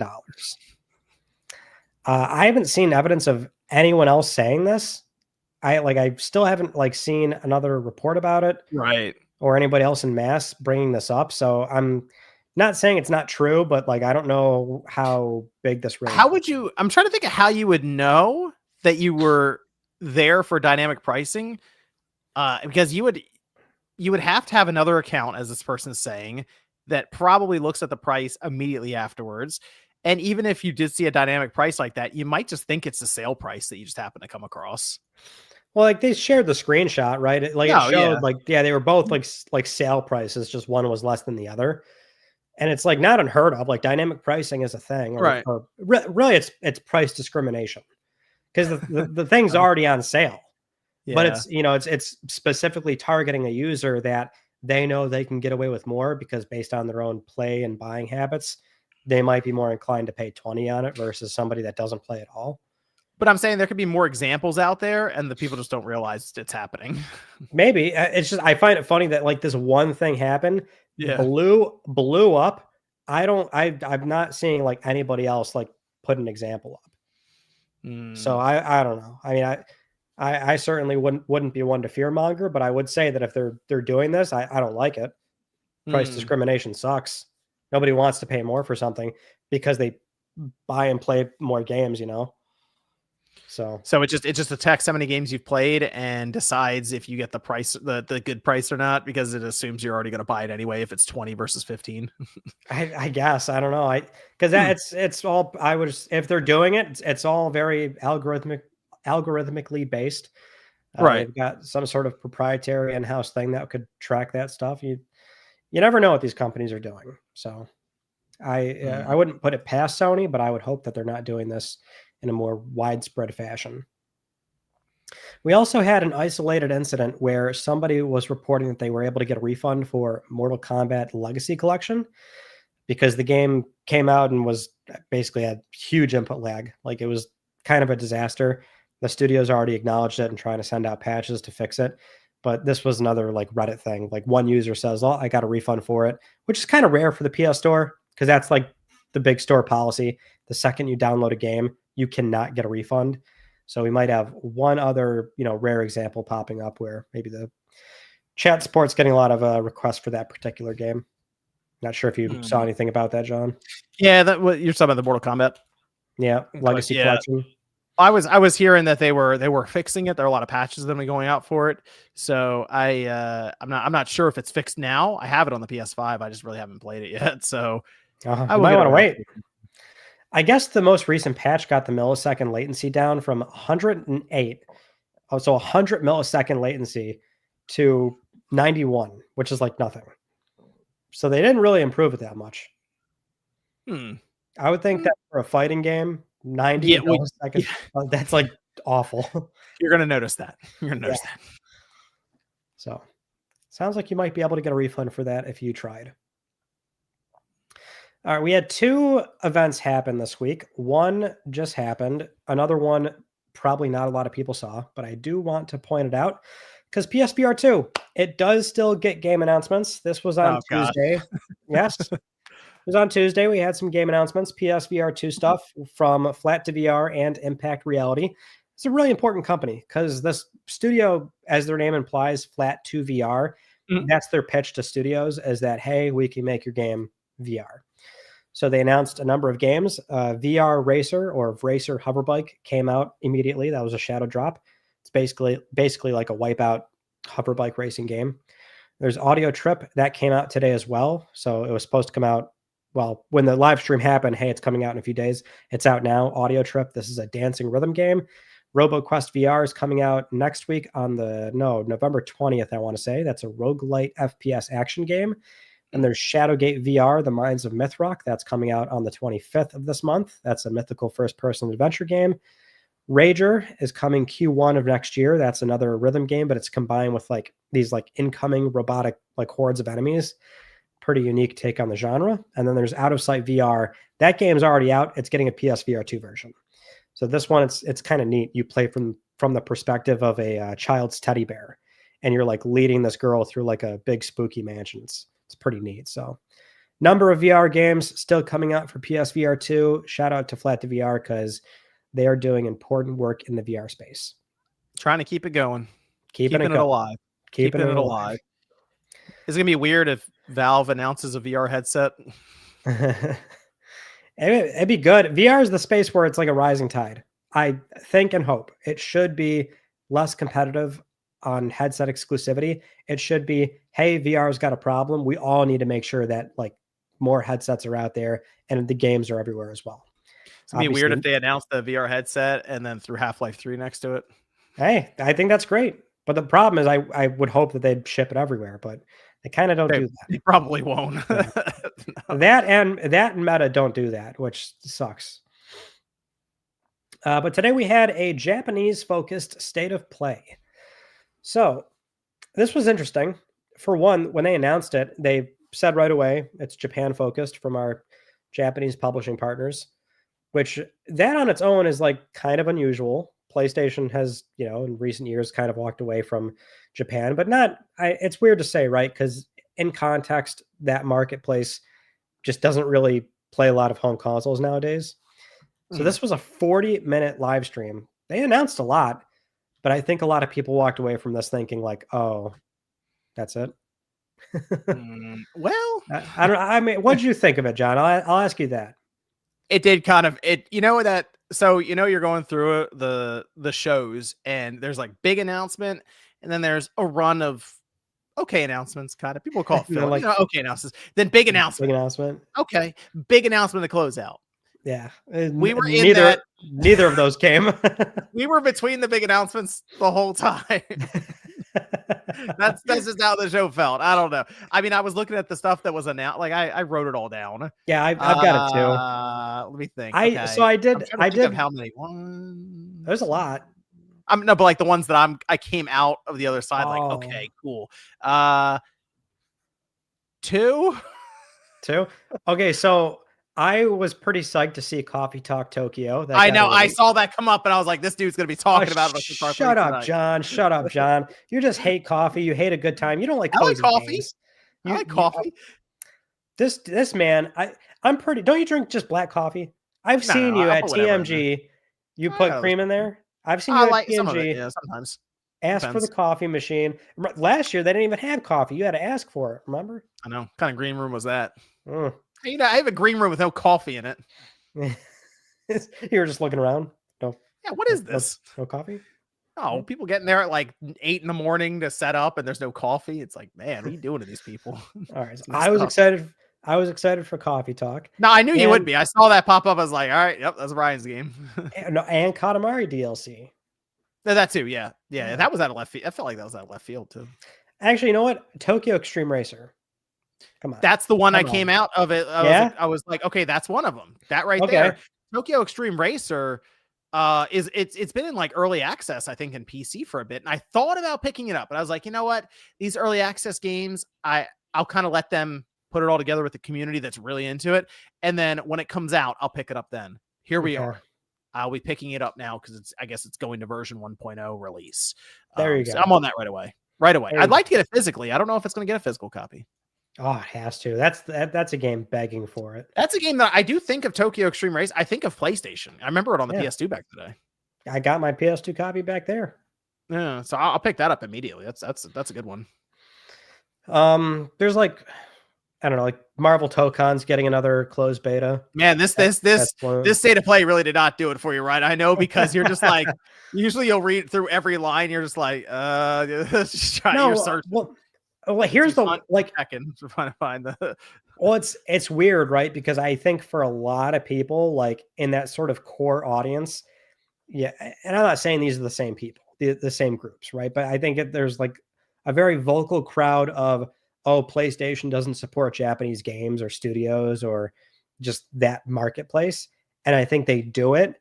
And then we come out of the show going, this was ass and there was nothing in there.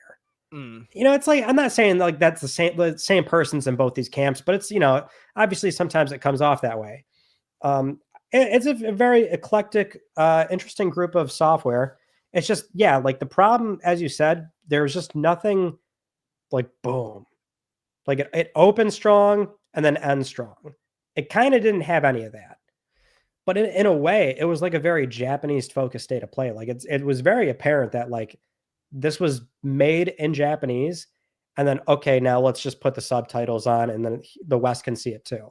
In a way that there's something to appreciate about that. Most notably because, I mean, the big thing for Japan is that there is a Japan only PS5. So that was announced. Yeah. Yeah. That's going to be in USD. That's like a $350 console. So they're kind of taking a page out of Nintendo's playbook here with the Switch 2 region lock system. I think that is a good play, especially for a region that they've just been doing pretty poor in. And you would think they want to establish a stronger position in Japan if they will, in 2 years, have a device that they love. And that's handhelds. Yes. So maybe that's it. You think that could be a running strategy for them where maybe there's a handheld that's also region locked and it's cheaper?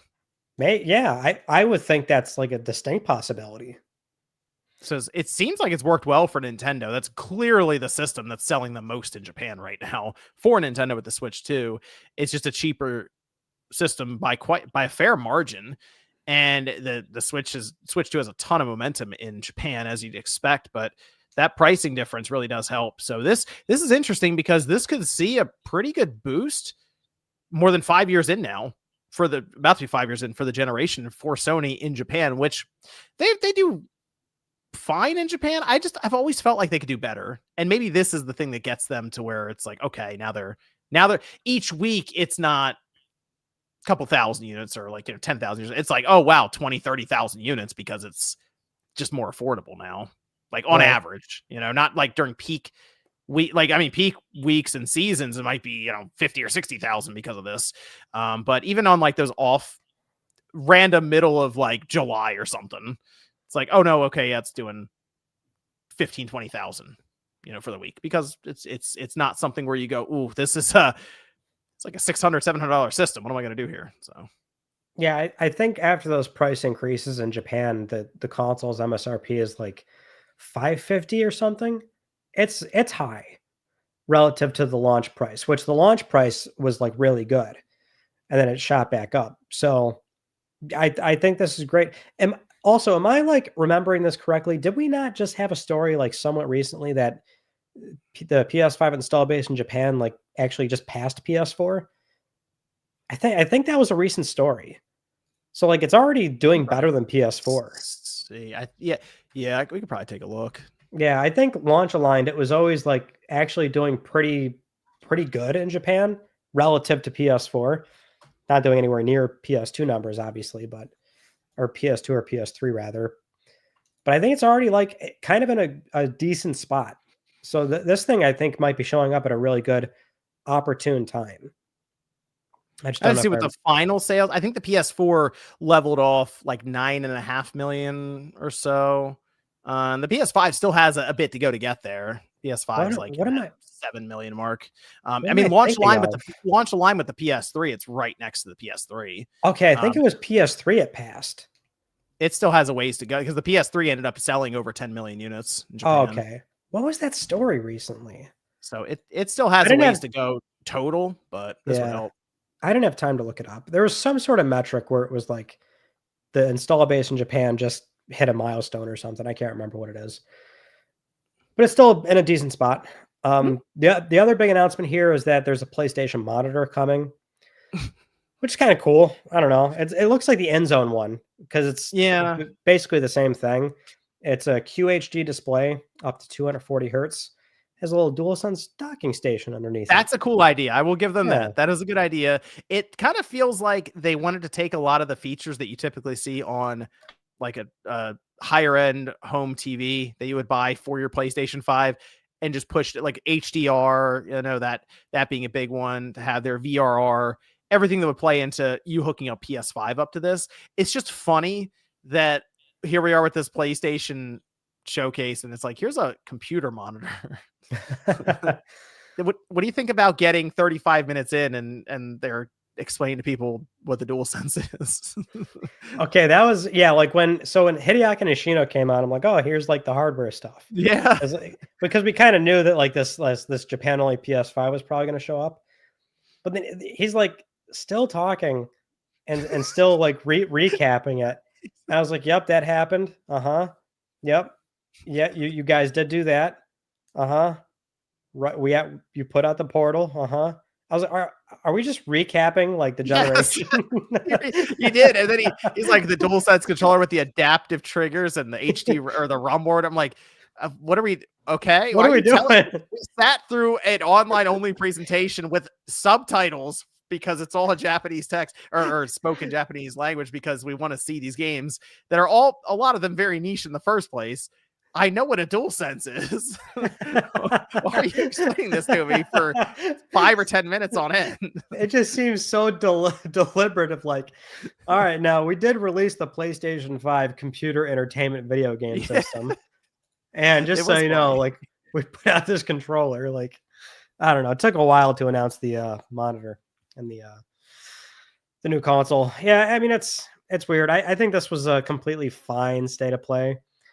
Nothing outstanding. I mean, if you're into Japanese games, this is probably great for you. A lot of cool stuff. Just nothing. Yeah, there was no big punches. Nothing that really is going to get you jazzed up. No, it'll end up being for a lot of us probably a very forgettable state of play. But I mean, hey, Tokyo Extreme Racer. That's cool, man. Dragon Quest 7 Reimagined looks good too. Oh yeah, that was a good open. It's just not the punch, you know. No. The Octopath Traveler 0, at least there's a demo. It's the first 3 hours of the game. Yeah, that shadow dropped. There's that. That's the thing. These are the big things we're pointing out. So yeah. Yeah, you're like scraping the barrel to like. I mean, we're trying. Wait, but there's also Damon and Baby. That was announced. It was announced. It was there. Damon and Baby. That was Super Robot Wars DLC with Big O. Yeah. I thought that was pretty funny. Oh, that was funny. It's like, that's clever. Did you watch Big O? I remember it was on Toonami back in the day. Yeah, dude. Toonami. That's what I'm talking about. That's a clever crossover. I will give them that. Big O. Yeah. That's a good one. Big O. But yeah, I gotta see what that monitor cost, Medallion. I gotta see. I'm kind of picturing like 600. Really? This end zone. I've got 2 monitors. One of them is the end zone. How much was the end zone? I think it was 800.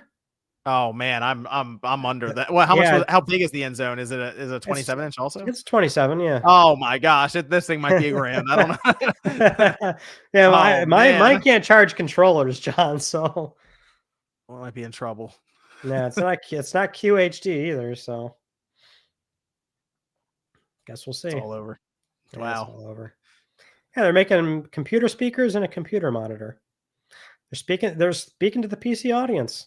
Hey, it's a nice desktop you got there. Why don't you prop a PS5 next to it? Do you have the cross buy on the docket? Of course. Why don't we just jump right to that? That's basically attached to this, so you might as well. Where did I keep that news story? It's somewhere around here. Oh, Medallion wouldn't even use it for the PS5. It'd be for PC. I mean, it'd do nice for a PC. I don't know where I've got a whole list here. I don't know where. How about this? While you're looking, here's this right here. Street Shadow says regarding Marathon, an interesting detail from Sony financials is that the latest test polled 80K players. ABD reports suggest it was positive. I agree based on my experience. Not saying it's perfect, but avoiding a doomer mindset. That I did hear from just people on the social media waves that Marathon was received somewhat positively with some of the closed tests they were doing. So I'm not here to say that it's going to be Concord, but I don't know if it's going to be Arc Raiders. So I actually was hearing the same thing. I've had a handful of people reach out and say I'm in the alpha, and they're enjoying it. They're like it's definitely better, and they're like really addressing feedback. That's how you do it. I think you give it to players, let them shape it. All right, cross-buy. So a new tag has appeared on the PSN backend. PlayStation is a console that with the UI experience, there's all these little tags everywhere, PS4, 5. There's little tags now for the power saver options. So there's a new little tag that says cross-buy in like sort of PS5 looking letters and fonts. Initially, this popped up from Amethyst on Twitter, where a cross-buy tag was data mined. So they, proposed that, hey, I found this. This was then verified by Bill Buchun and others, where you can actually get the tag to appear on PS5 consoles. I'm not sure if they still have it on their profile, but I took a direct capture to prove it. If you went to their PSN profile under their About Me section, you can see it. It's definitely real. It's on their back end. And what we're hearing is that this tag has been on the PlayStation site as recent as June 2025. Now, PlayStation, John, as you know, they're not a stranger to cross-buy. Arguably, they were pioneering this on PS3, PS4, and Vita. Does this see? So here's my line of thinking. Does this not imply it's their own store or their own launcher? You're not going to get a Steam license. You're not going to Steam entitlements. No, I have no idea why Valve would be like, oh, yeah, if you bought that on PlayStation, not a problem. Here you go. Yeah. No, why would they do that? It's got to be their own store, their own launcher. Yeah. It would have to be their own launch. That's the only way that this makes sense for the PS5 PC tag and then the cross-buy tag. I don't know what else would be. What else would be? The PS5 PC tag is old. That's been there. Right, but that the implication of that, like they're just throwing this stuff up on screen, and I'm like, okay, yeah, sure, obviously PlayStation PC, but then cross-buy, it's like, what other platform would it go between? And the only thing I think of it as people bring up is the handheld, but then that would imply that there are different versions of the same game, and then we're kind of right back to where we were saying, hey, that's not a good idea for Sony to go down that path of we're going to make games for the handheld exclusively. That doesn't make any sense. Right. I think that we can safely rule that out. It was because they're going to want to market those things as you buy the game and it's everywhere. Right. Like the cross-buy has to imply a system that you maybe wouldn't think, oh, I get it over there too. And that's like, how else do you encourage somebody to actually, I don't think this is like going to work out the way that they're planning, but how else do you encourage somebody to buy a game on PC that's not on Steam? Like they want to recognize revenue on PC beyond 30%. So it's got to be that. I just thought it was a launcher on PC. That's the only thing that would make sense. And is Sony ready to jump into that? I mean, they've had this launcher rumored for, years now, I think. It's been a while, hasn't it? Yeah, but because they've had like job listings and stuff for, something that sounds like this. They would have had to have kept this thing in development if they are doing it for a while just to make sure they get it right, because you can't show up like Epic Game Store and not have a shopping cart. Dude, I don't think you can show up, period. It just doesn't work. This almost sounds like it's appealing to a very small amount of people that are primarily PlayStation console players that think, okay, cool, I'll get the license on PC through their store. There's no world, I think, where a PC player looks at this and goes, oh, I'll go out of my way to get it on the different store and I get a PS5 license. Like, I just don't know who it's really appealing to in that circumstance, Well, I guess right now, Microsoft is doing this big push for Play Anywhere. That's what they want to do, but they're also heavily embracing PC to where apparently they might let Steam on their next system. I don't think Sony's interested in doing that. So that kind of puts them at a crossroads of, man, that Xbox PC hybrid, the plan that they have for Play Anywhere is something that could entice consumers to look at that because of sheer convenience. What would our answer be? And the answer would be bring cross-buy back, this idea. But how would you make that work with Steam? You probably wouldn't. So it puts them at this interesting crossroads of what if the market does go in that direction and people really want this Play Anywhere thing. If they all of a sudden decided to pivot to that a year or two from now, it'd be too late. They'd have to start working on it like a year or two ago. So that's all I can assume, is that they've just been working on this and just preparing in case they do end up going that route. But it's like, and it's hard to say because we're saying things that aren't going to happen for like 2 years. But I almost feel like this next Xbox, with how assumedly expensive it will be, and it still has a sort of console UI layer if you want to break out of that and install Steam or Epic. I'm not sure just how easy that's realistically going to be. I almost feel like Sony still is kind of in a safe position of leaning into the console side of things. Plug and play, it's still a console. No, you don't get Steam, but that's fine. Nobody really gives a shit about that. but like there's a small subset of consumers that are like, okay, cool. If I just log into PSN, I can download the game. It's just not. I just don't see a world where it's going to be like that on the next Xbox. There's going to be some sort of weird hoop that you're going to have to jump through to like get Steam on the damn thing.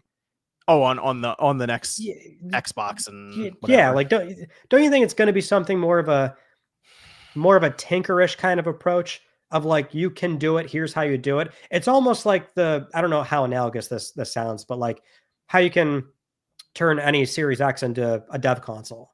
And then it actually plays all these games, but like nobody does that. Nobody does it. Nobody wants to do it. Like, it's not like the super accessible thing, you know? I kind of wonder if they're just going to ship this thing with Steam on it, this next Xbox. Yeah, honestly, so you think it'll be baked in, it'll be like truly baked in. I kind of wonder if it's going to, well, here's the thing. You would have to update Steam when you turn the system on. And I feel like you're going to turn the system on, connect it to the internet, and then it'll probably download whatever the latest OS or update is. And they might get to the point where there's like, you know what, Steam's just on it, whatever. Epic Game Store's just on it, whatever. And maybe they go, the PlayStation Store is just on it, whatever. Who cares? They take like the PlayStation launcher too. Wouldn't that be crazy? What a world that would be to live in if Sony was like, hey, if we can sell through here, whatever, I don't care. But it's Microsoft's just in this weird situation where we're all kind of guessing at how open their system's going to be, to where even I feel like PlayStation is kind of like, could we sell on that? Could we do that? But do they have to be do they have to be concerned with that if they're going to just like be okay with shipping a low volume box? Well, I think right now Microsoft is thinking, how do we get more data to train AI? That's what they care about. And it might legitimately be, we need to spread Windows even further, and we need to get people's information and do all this. So if you are on PlayStation and you buy an Xbox game that you really want, maybe it's Halo Campaign Evolved, and you want to play online, you got to sign up or link your account to the Xbox, whatever. And now you're part of it, and they can train their AI. That's all it is for Microsoft now, man. Data is worth so much money right now to these companies. I honestly think they're looking at, how do we use gaming as an outlet to get to people that way too. So it's big picture stuff, but it sounds weird because it's like gaming and then AI. It's like gaming's like this little speck, and then AI is this massive thing with how much money's getting thrown around. But it all plays into just user tendencies and interactions and how people think. That's true. I don't know. It's gonna be so interesting when Microsoft starts talking about it, and it just sounds weird, and it sounds like it makes no sense. What, the box or their AI drive? Oh, but drive for AI. Kind of both, to be honest. But yeah. the box definitely, because if they go, hey, here's the Xbox. What do they even call it? Maybe they just call it Xbox. I don't know. Here it is, and it has all these launchers on it. You go, okay, that's convenient. It's great. I don't know how it makes sense for you, the business, but okay. I mean, that's the thing. They've just gone in a completely different direction. Also, how would cross-buy work with physical games? Well, it wouldn't, probably. Oh, well. I don't think they're going to do like they've done code in boxes before. Yeah, I remember the code box, yeah. Yeah, I mean, they've done it for, like, that was even the way to do it for a handful of retail games like PlayStation All-Stars or something. So like they've done it before, but I don't think that they seem very interested in doing codes to that degree. I would imagine. I would think it's like digitally PSN tied. So also, I figure if their phone division takes off at all, Sony, that would work in their cross-buy. Could they do, like, let's say a new God of War game comes out and it's on PlayStation and their handheld, but then if you buy it there, it's cross-buy and you get whatever the phone game is or something. I don't know. Dude, I think that's just so far in the pipeline, because their phone division's like nowhere. It's absolutely nowhere. Well, it's like that. I can't even humor it. They're so far away on getting something off the ground. But in theory, I mean, if they had something, I would think that's what they'd like to do as well. That's another thing they tried to do. That was PlayStation Mobile. PlayStation Mobile was like Android handset games on Android phones and PlayStation Vita, which was similar to PS Minis on PSP. They always try this shit and it never works. The PC launcher, though, if that ends up being real, that's going to be interesting. Man, I genuinely feel like that would just appeal to very hardcore console fans and then nobody else. I think that's tough. It's tough to do a launcher. Doesn't matter if you're PlayStation, you're not beating Steam. No, you're right. It is. Yeah. It is tough. Well, we've got some game news, like specific video game news, which we haven't really gotten to in quite a bit. So let's get to that. We have some screenshots, John, that leaked of Blue Point's God of War game. Did you see these? Yeah. Yeah. This was reported by and obtained by MP First. We have some environment screenshots from the game. That's all they are, by the way. They had a lot of screens, but it's like only interior and exterior of different environments. But it looks like the setting was Greek based on, all the columns, use of pots, things like that. There's no details really outside of MP First saying that they were told that Hades was going to be in the game.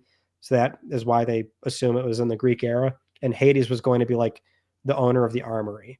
So like live service game, you go to an area, that's where Hades is. You like get resources and I don't know, buy new blades of chaos from them. I don't know. That's what we heard. I don't know what you thought about the screenshots or anything, but that was kind of a big thing that came out. Yeah, I mean, I see MP First is getting a lot of these like renderings and stuff for different games, canceled projects. They seem to have the in there. They must know who to track down and talk to for these. But I still think the move for Blue Point is to remake the first God of War at this point. I mean, we see those renderings and stuff. It's like stick with God of War and remake. They look fine. They look like Ragnarok assets pretty much. I think they have a good feel for it. I feel like they would do a good job with God of War remake, God of War 1 remake. And I hope that's what they do. So I'd like it. And also next to Blue Point, I feel like these two go hand in hand at this point, but we have Ben Studios. This one I thought was like semi-funny because we have over on Twitter, it was the senior animator at Void Interactive and formerly PS Studios Visual Arts, Robert Morrison. He was responding to a comment about the Ben Studio live service game, how it was canceled.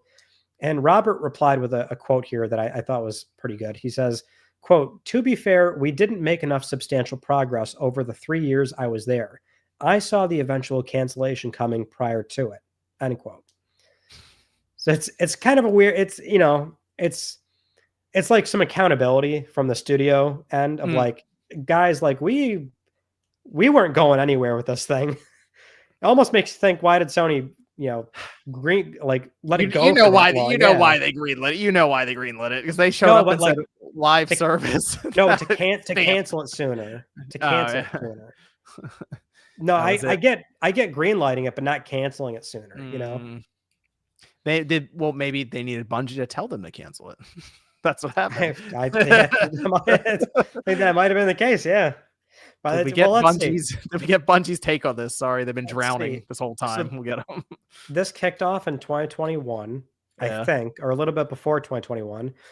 Acquisition closed 2022. I don't remember the exact, like when it closed. Was it September or something? 2022 is when it closed. Was it 2022 or 2023? Good question. I think it. Because then you got another 2 years after that. No, wait. When did the Ben game even get announced? My time. I know for a fact I'm probably fucking this up somewhere. Their live service cancel somewhere. Well, not but how long they really spent working on it before? Robert says 3 years. Because it was the beginning of January. We got word that it got canceled. So 2022, 3 years. I was gonna say, like, I wonder if that really does slot in perfectly with like by the time. Like they actually did have a portfolio review and they're like, yeah, this isn't working out for you guys. Bungie came in there and showed them what's what. Yeah. Either way, I don't know. It's always that, like, the conversation that, like, it's so easy to like blame big parent company, and I'm not saying they're not to blame, but like there is like the studio level too. Sometimes they're just sort of they can't get something together. It happens. It sucks, that's true, but it happens. Yeah, that's still though. Yeah, I mean, somebody there at the top has to be like, maybe we don't have Blue Point do a multiplayer game. Maybe what are they good at? Let's all come together and think about what we could have Blue Point do. Well, John, that's you know not what? how it works. Blue Point makes their pitches to Sony. That's how it works. Maybe the people at Blue Point think about it. What are we really good at? This is tough. This is tough. You know what? Let's see if we can figure out our own Fortnite. No, that's where the accountability that's where Sony's to blame. Like Sony should not have greenlit that. I think. Probably felt, or excuse me, Blue Point probably felt pressured to pitch live service because they know Sony wants to hear that. Probably. But they shouldn't have. If I'm Sony, I'm not approving that. No, they should have just said God of War 1 remake, and it's like, yeah, obviously, immediate. That's if they want to do remakes. They've said they don't want to do them, or not. Not that they don't want to do them, but they said they're creative people and they want to do original content. We've got to respect what the studios want to do sometimes. I mean, I agree with you. I think they would actually do fantastic work on a God of War remake. That's if they want to do it. And that's if Sony greenlights it. Yeah, I get that, but you can only spin your wheels so long before Sony goes, what are we doing over here, guys? What's happening here? What is this? Well, I would hope that they've thought of that now. Yes. Now it's like, okay, guys, we let you try. Time to get back to a remake. And no, don't say Bloodborne. No one say Bloodborne. Hey, it might be a PS6 launch title. Maybe yet only PS6. It would run fine on the PS5, but I think they'd get away with it now. I think there's been enough time. I'm telling you, they're going to call people's bluff. Be like, you wanted that? Okay. Yeah, buy PS6. And the 6 is $600. What now? Buy PS6, like, bitch. Basically, you know they're pulling that. You want this 8K Yarnum? You better buy a PS6. We had a new PS5 console exclusive announced. It's called Lulan, the Cursed Sand. This is a China Hero Project game. I don't know if you saw the trailer for this, John. Actually, it looks pretty cool. It's an action RPG set in the along the ancient Silk Road in the western regions of China. You're like this skeletal warrior, and there's like a gameplay hook where the skeleton absorbs sand, and that like is a way for them to traverse like different areas or use that in combat. It's very hack and slash. It kind of looks like God of War because it's got that isometric, fixed camera. It's like God of War looking game, right? Yeah, it is. Yeah, it looks pretty sweet though. Like this kind of came out of nowhere. I love when we get like a game announcement and it's not like just cinematics. Like it's just here we go. Here's all this gameplay. Here's how it looks, and we're not that far away from launch. Love it. I think it looks pretty cool. What was it called again? Lulan, the Cursed Sand. Lulan, the Cursed Sand. I kept seeing this pop up, and I was like, that looks kind of cool. Yeah, it's pretty neat. Console exclusive. Over on the PS blog, the game's director made it a point to say that the core team comes from studios like Santa Monica, From Software, and Platinum Games. Pretty sweet. Oh, I think they uploaded it to Daily Motion. That's a throwback. The Daily Motion. Who's still using Daily Motion? I guess. That's a China Hero Project game. We also had another new trailer from an India Hero game, and that is Suri, the Seventh Note. That one is like a side-scrolling platformer. It uses beats and rhythm for like all the platforming segments, and you can like feel it in the DualSense. That one also looks really cool as well. See, that's what I like. There's some clever stuff coming out of these different initiatives. Yeah, that's what I like about them. I think that's the play. Go to these areas that don't usually have historical investment and give them some money. Good stuff. We have. Here we go. SOT says, I have a feeling the recent God of War Metroidvania rumors are actually about Lulan since they have some ex-Sony Santa Monica devs. I think it's still, there's definitely like a distinction of there's like an actual God of War thing happening. I'm fairly certain. Yes. We might have to wait until next year for that thing to like start appearing because allegedly this thing was supposed to be announced for the 20th anniversary of God of War. And the reason for that was I guess they want to throw in voice acting. So we'll see. Okay. But Lulan does, I mean, I could see how you'd make that association because it looks very similar. We have another update for Tencent and this light of Matram, Oh my God. Mataram Motirum? thing. Matiram. Is that how I don't. you choose to I have say no idea. Motiram now? I change it. I changed every now and then depending on You the day. change it. Well, I mean, I don't even know because I was wrong about like Phison. I was calling it Phison. It's Pheasant. Oh, you looked Tencent. it up. No, I didn't look it up. It was John. Oh. We're on ClickR3. We remember Yeah, we yeah, talked yeah. about it. You were very confident about that. I was like, I feel like it's Pheasant. I mean, look, I sometimes you just have to roll with it. It was a 50-50 because I'm That's true. It was. It was. It yeah. was. It No, was. they pronounced it during that Mhm. Death Stranding or Beyond the Strand live stream. Yep. But the new update for the Tencent lawsuit, as a recap for those that don't know, Sony is suing Tencent over the Horizon ripoff game. So Tencent filed new documents on October 29th. So it's kind of old now at this point, but they were responding to Sony's motion for a preliminary injunction. They're asking the judge to throw the case out entirely. They're arguing the same points. Did we cover the story already? I might be tripping acid because We've talked. Yeah, we've talked about it a like couple times. there's been so many filings for this now. This was the Mhm. most recent one. It's the same thing. Tencent's arguing that Aloy is not like just because she's well known doesn't make her a trademark, and they're still making the same points prior about how like you're not even suing the right entity. It's like we're suing You're not Tencent. you're not They're suing the like, right person. yeah, they're like you're. It's not the right Tencent. Like it's Tencent in China, and it's their subsidiary. So it's a whole thing. I guess this should be like the final response before I the can't believe it's judge still has to going step on. I in. mean, I feel like most people looked at this and they're like, yeah, it looks very much like Horizon. But then we hear that Tencent approached Sony and Sony said no. And then this game got announced like a couple months later or something. So, Well, like, I mean, dude, the my timeline, everything looks obvious. gut reaction was like, oh, Tencent's just gonna settle. Like they'll Mhm. sort of no, they're fighting this thing tooth and nail. Yep. It's crazy. Um, did you see those new PS5 ads that came out, John? The new PS5 ad campaign? It happens with on PS5. It happens on PS5. Yeah, we had some new ads come out. Every so often they'll refresh the ad campaign for their consoles. So we've got a new one here. It's called It Happens on PS5. They put out some new trailers where they're all live action, kind of similar to some of those older PS2 commercials. They had some live action ones on PS3 as well. But there was like one where there's a woman driving a semi, but it's like impaled on top Mhm. of a building. Then the trailers always end with It Happens on PS5. So there's that one. There's one where fishermen are pulling in this like crazy creature. Guy cuts himself out of the stomach. Then it just ends there. Happens on PS5. Another one, you've got these dudes like hitchhiking away from this like alien spaceship and they're trying to hitchhike, but people keep ignoring them. And same thing happens on PS5. It's interesting to see an ad campaign like this. People are pointing out that it seems very like there's a dichotomy here of like what was previously their closest competitor, and they're going all in on an ad campaign about how everything's an Xbox. And Mhm. it seems somewhat deliberate that the new ad campaign on PlayStation is that this happens on PlayStation.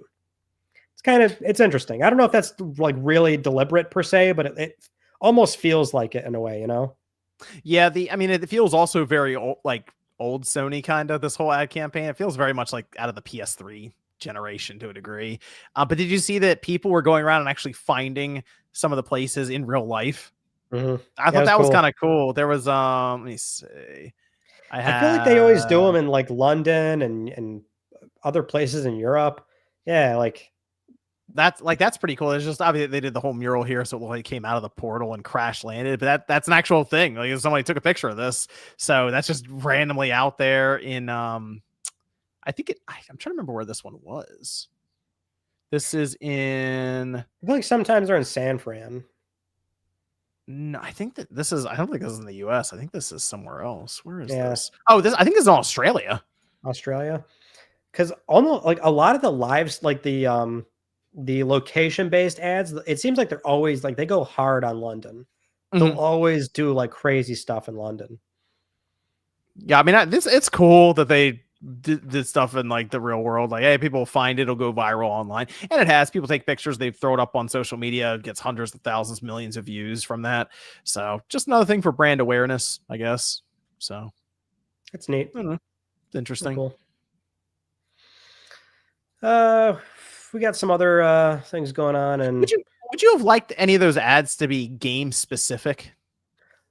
Game specific, sure. There was like another one that was like just like a montage of games.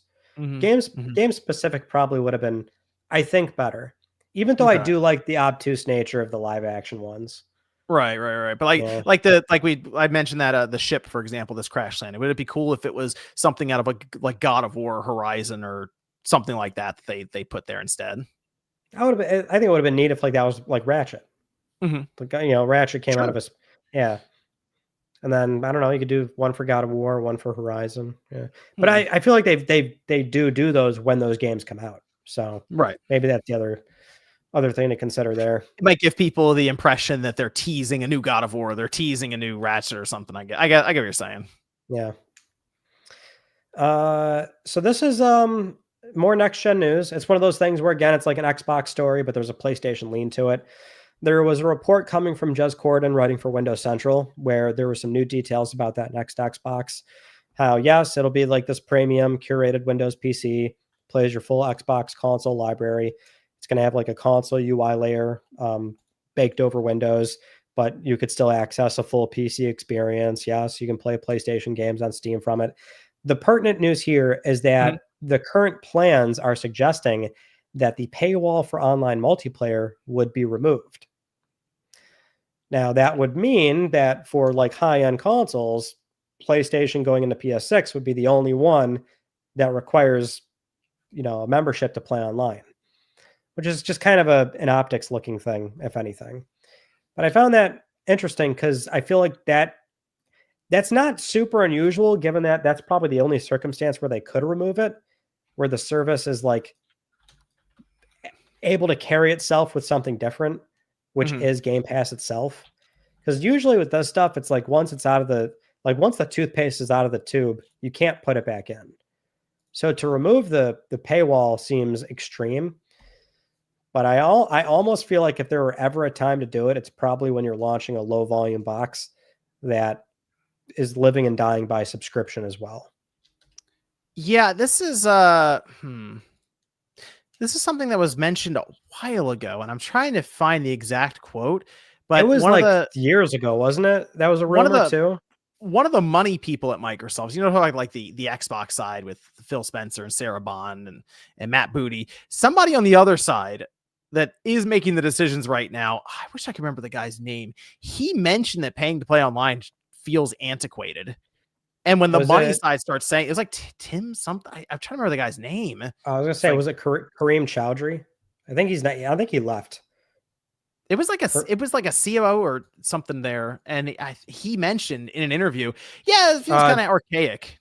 Tim Stewart, is that his name? It might be Tim Stewart. Yeah, let me see. Yeah. I gotta see if I can find the exact quote for that. I think he's the Xbox. He was the Xbox CFO. I don't even know if he still is. Yeah, but the fact that they brought that up, and it was here it is. Yeah, okay, yeah. This was 2023, at the end of 2023, so about a year and a half ago. Yeah. No, 2 years ago, because this would have been 2 years ago. He said that it was okay. This is the headline. Xbox CFO says paying for multiplayer feels antiquated. Talks move to Game Pass Core and AI in gaming. So he's definitely a CFO. I mean, here it is.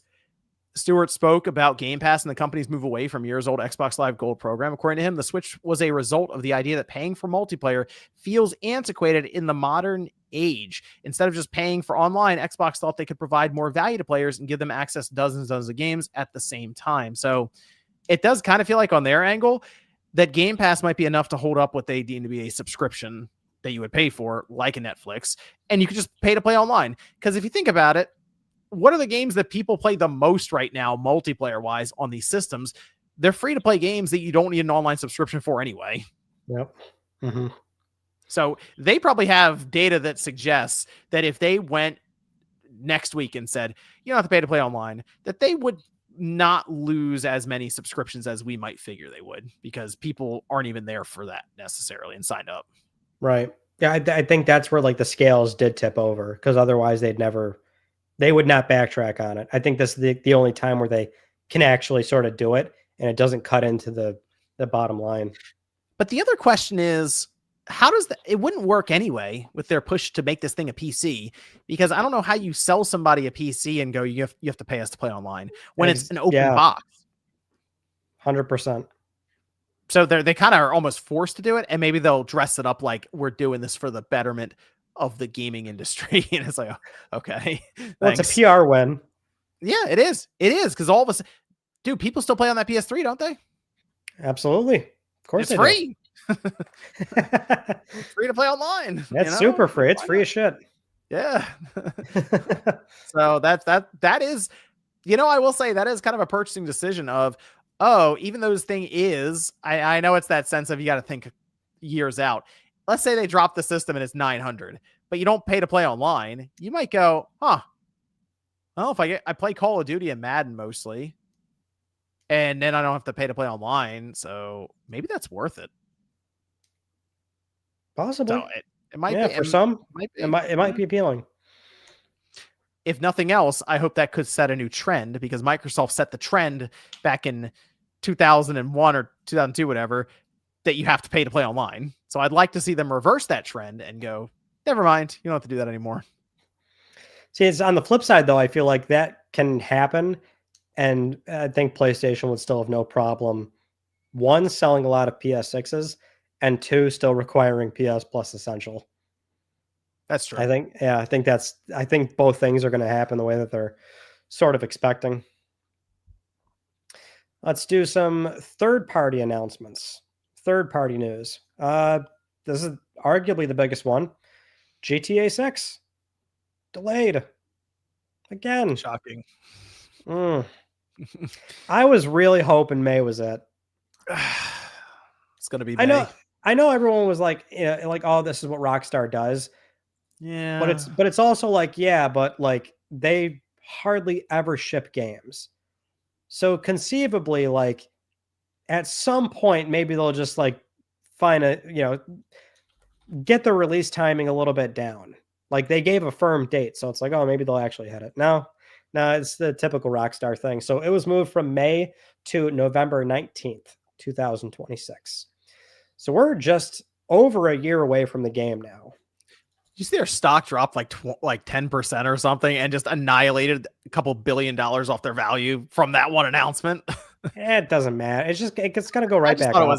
I just think it's funny how much of an effect GTA 6 has just on the market in general. And look, it gets pushed from May to November. They already said it's still in our fiscal year, guys. Don't worry. All this stuff. It's going to be May. I was actually kind of happy that it was coming out in May, because it's going to avoid that the release and the holiday rush, right? Those are separate. Now it's all at once. So, we're going to see, right? We're going to see people rushing out to buy whatever console they can get their hands on and the game that it's out on. Right now, it's going to be coming out on PlayStation and Xbox, not even on PC day one. From what we know right now, I guess plans could change since they've delayed it so many times, but it seems like they're set up as console, then PC maybe a year later.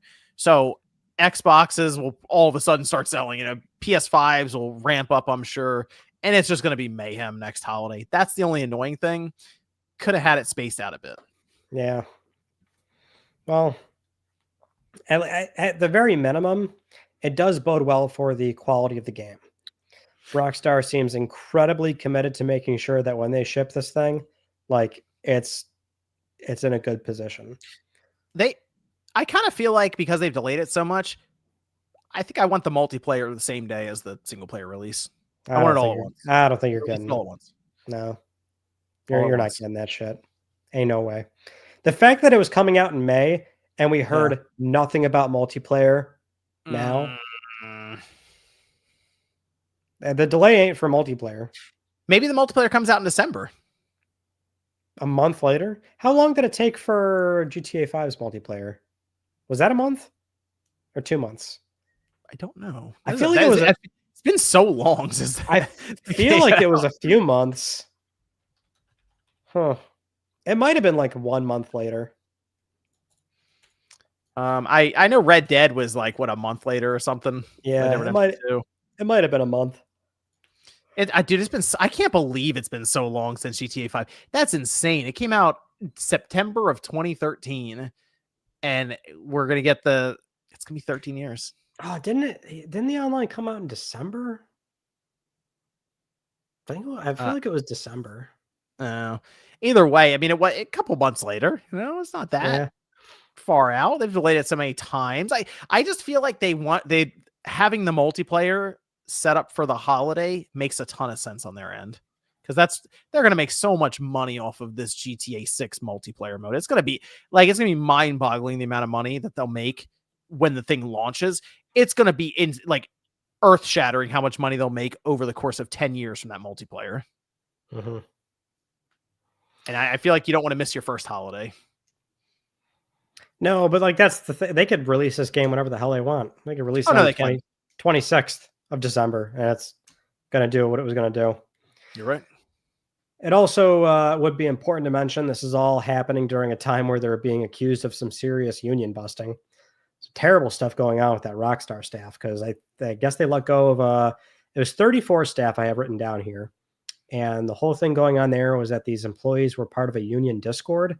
They weren't talking about forming a union necessarily. They were all union members, but I Mhm. guess the threshold was just to a point where they could start negotiating. And then, oh, look at that. Now they're all fired. They're being accused of leaking confidential information, Mhm. but it seems like very cut and dry union busting, which is awful, assuming that's, everything's on the up and up. They probably saw one thing in that Discord that they went, I And think we can get them on this. I think we can. It yeah, might be a little bit of a stretch, but I think we can do it. And that was enough for them to strike when they, as you mentioned, the union talks started to progress a bit. They're like, what's dude, that? Wait, you mentioned a meeting we had 3 months ago or something about environments and this part of this. Nope, you're out. it's gross. Yeah, I guess they were. I mean, there was like that one post on the GTA forums. I think that's where it Hmm. was. An anonymous employee, but they're basically describing how it happened, and it's just like the very standard affair. Like if you weren't in the office, like a minute long phone call, you're terminated. Or if you were there, you were whisked away to a meeting, 5 minute meeting, you're terminated. Just ugh. Well, you see the timeline of events, right? They go, apparently this happened like a week before, Yeah, and all of a sudden the thing gets delayed.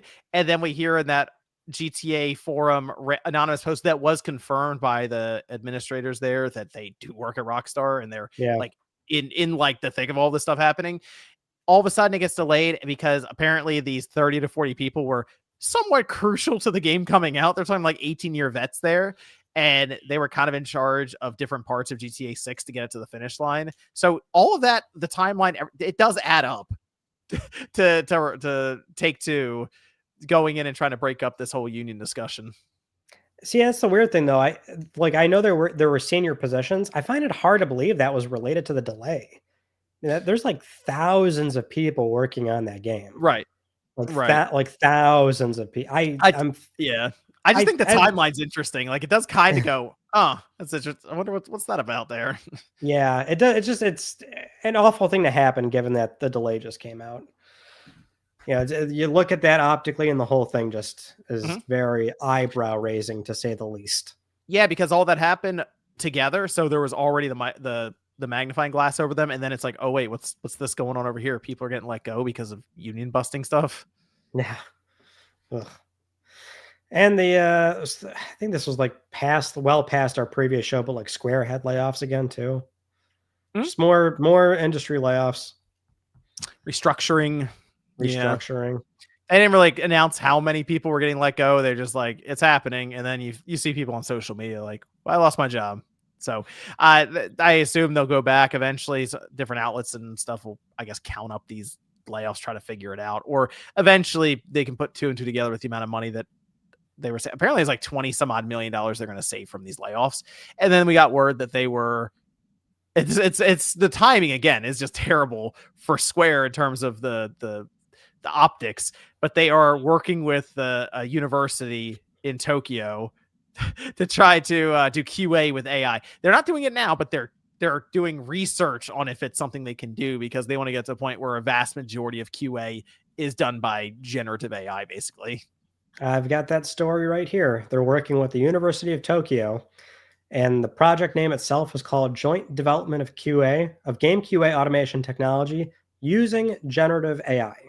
That's all off So the top of my head, man. the goal The goal is to automate 70% of Q&A and debugging by the end of 2027. That's pretty extreme. Although here's the thing, John, I'm inclined to say if that's and I don't trust Square with this right off the top, but if it was a safe extension of human work and you're not replacing human labor, that actually would be a great use for AI. Well, it AI sounds more like a tool set than trying to replace a personality. Yes, go ahead. Well, no, but like for QA, like there's just only so much like people can do even within the time prior to a game coming out. You know, sometimes like open world games, for example, they can usually be pretty buggy just because they're so big and there's just so many ways that the world can be messed with. You just can't, there's only so much QA you can reasonably do for a game like that. You know, QA can do what a human can't do and just test so many circumstantial things with, you know, nonstop, and you can run so many different variants of the program, and it gets to an insurmountable point where it's like that's a good way to throw, like that's what we can throw AI at. Mm-hmm. And hopefully that would lead to better and more polished games, and you still have human work that are now sort of a new way to approach the quality assurance role of overseeing that. Yep. I kind of compare it to the Walmart self-checkout where you have two people running 10 registers and managing and keep, and that way it's because otherwise that section would be 2 lines, you know, you have to go through with 2 people, but they're able to just do more that way and get you through faster. Yeah, I would hope that's actually a great way for AI to be deployed in games. It just sucks that like QA in particular is like an entry level job. So to replace that work, and you know, that's why like I don't even trust Square with that. You're looking to replace labor. You know what this is all adding up to, though, Ryan? Oh boy, let's hear it. It's adding up to another Grandma's Boy movie where they go back and it's all AI run and stuff, and they're trying to fit in and beat the AI programs and the people who run those. And that's what you thought of. Yeah, come on out. That'd be good. I'd watch that. Yeah, there you go. We do have another AI story that I put on here. We got Happy Gilmore too. Anything's possible. Go ahead. EA thinks AI will amplify their creative teams. So this was kind of a big thing too, because there was that report from Business Insider like 2-ish weeks ago, how management has been like pushing this on their employees, like just start using AI. Not sure exactly what the full context is there, but in a recent SEC filing about the deal to take EA private, the company disclosed how their AI use would change, and they say they'll maintain a steady, thoughtful approach. And they say AI is a tool that will empower their people to put creativity first by reimagining workflows. Do you trust AI? Do you trust EA to do that effectively? Oh, this is a PR answer over here. A lot of these big companies now are kind of leaning on just the workforce to use AI, just like trying to get people to use it constantly. Microsoft apparently is doing this a lot right now. It's just like, yo, you should use it in email, and Google's trying to do it too, because I don't know if people have used Drive, or you could look on YouTube backend, Ryan. I haven't seen that. They have like a little AI guy at the top. They're putting it everywhere. So, and that's just for us. So think about if you're in these companies just working on the ground level. I mean, they're leaning on you to use it. So I think it'll get more and more aggressive as they go along. But EA going private, now it's like, okay, we're running this serious. We're going to do whatever we can to get ahead. And yeah, that is going to include AI. Now, as you mentioned, can you trust these companies to not eventually go, wow, we don't need you anymore because the AI you trained this whole time is doing it better. So get out. I mean, get out. Basically, I mean, that's basically it. I think I'm pretty sure a lot of these big studios already have like at least an in-house model that they use. Yes. Yep. So and that's just like a company-wide one where it's like you can ask it, how do I use this tool? What did our company do at X, Y, and Z day? Like it's always like an internal tool that they have access to. Yep, that's something I don't think a lot of people realize, that these companies have all been kind of putting together and developing their own large language model internally, because if you use external ones, there's security issues and stuff. But if you have one that's specific within your company on your servers, everything, you can kind of keep those secrets in house. But it would work obviously to I assume accelerate development or just regular tasks and stuff from day to day. But it's like, you keep training these things by using them. Who knows where it goes from here, you know? So that's always going to be the concern around AI, not just in gaming, just everywhere. It's this whole AI thing is getting crazy out there, people. It's getting crazy. Sony has one. They've got an LLM too. Yep, they do. Microsoft does. I have no idea if Nintendo. I'm going to assume Nintendo's like unplugging the fax machine right now, thinking, man, maybe we should look at this email stuff. They unplug their fax machine and plug in just a modern computer. Yeah.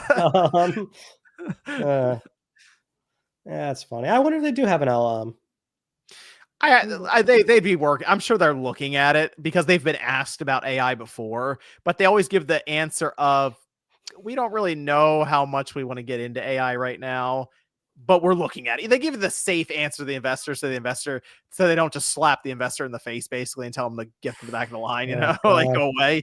They give them the kind corporate answer of, we look into everything. Dude, the day that there's evidence of Gen AI and Nintendo properties, ooh, that's gonna be rough. That's gonna be a shitstorm.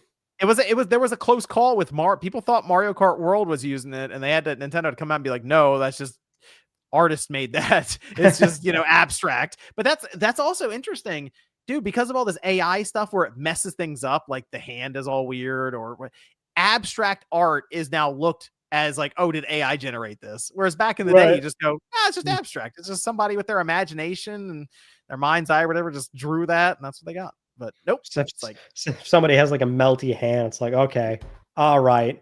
What program was this from? Yeah, I'm telling you, it's so weird out there now. Going back to no, we're not going to go back to that story. What else do I have here? Not much else. I guess one other large Labo model. That's a good funny. One. The large Labo. So they got cardboard around the fucking Sparks says, remove entry-level jobs, fire seniors because they want too much money, profit. The entry-level jobs are going away right now. So I feel bad for a lot of the people who've gone through like 4 to 6 years of college and they're coming out the other side and there's no entry-level job for them. That's tough.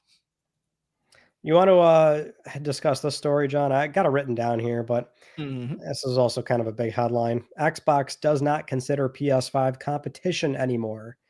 Speaking with the New York Times, the head of Xbox Game Studios, Matt Booty, gave a quote which made a lot of headlines 2-ish weeks ago now. It was in the wake of the Halo announcement, but they said, quote, "We are all seeking to meet people where they are. Our biggest competition isn't another console. We are competing more and more with everything from TikTok to movies," end quote. I think they caught a lot of flack for this. Like way more heat than they should have. I think I've said this many times on ClickR3. PlayStation also is in the same position. Their biggest competitor, I don't know if I don't know if Sony would say biggest competitor, but they've been pretty open in saying we are competing with all entertainment. And that includes your TikTok, Netflix, Hulu. Screen time is the most valuable resource nowadays. That's sort of why you see so many demos. Demos kind of died away in the PS4 cycle. Well, I mean, why do you also think Sony is doing these investments in things just outside of games and even trying to bring games to the TV screen, movies? They're doing a lot branching out because they know that there is a huge market for people who just, quite frankly, don't want to deal with a controller. I mean, this is one of the, or, sit down and get invested in a game like we will for hours and hours on end. They just want to be brought through an adventure by just kind of hanging out and watching it unfold, and I know we'll make fun of the modes that you can play on these games where it basically plays the game for you. But there are a lot of people who just, that's what they want to do. They get done at work, annoying day, 14-hour shift or something. They sit down and just want to watch something. I just want to just veg out in front of Netflix or something. That is legit competition because now they've chosen not to play a game. They've chosen to sit down and watch Netflix or doom scroll on TikTok. I think he brought up TikTok, and I think Satya Nadella did as well. TikTok is pulling a lot of attention from the new generation. A lot. It's TikTok and it's YouTube Shorts. And it's just constantly feeding information to you without you having to do much, because once one TikTok video or short ends, the next one plays and the next one plays. And before you know it, you've been staring at the screen or hanging out on the couch for 2 hours, just sitting there. So it is definitely something that is time related, to where they go, well, look, we're fighting for everyone's leisure time, outside of work or whatever else they're doing. And yeah, that's a legit thing. So it is weird that it got so much flack. I think it's just because he didn't say that their main competitor is or other games. It was just something that's not games. That's I think what the issue was for people. But no, it is a legit thing. If you've seen any kid, if you have kids now, if you're in the chat and you have kids now, you already know. You're like, man, it's tough. All the stuff the kids are talking about at school and everything, it's all related to these memes and YouTube shorts and TikTok and everything outside of games, actually, as crazy as it sounds. I'm a little concerned about the gaming with the younger audience, like the very young audience now coming up, because they just talk mostly about Fortnite and like Roblox, not the traditional games like we would play. Yep. That's what it is now. We used to buy games, finish them, move on to the next one. Mm-hmm. That's sort of where the entertainment was. Or like the early onset of like those early 2000s websites. You might talk about like something you saw on like Newgrounds or something, E-Bombs World. I don't know. Just that was sort of our early screen time thing that weren't video games. Yeah. Yep. That's it. Screen you have to kind of work to get other games in front of them, because they just want to play like Fortnite or something else, or watch YouTube shorts and stuff.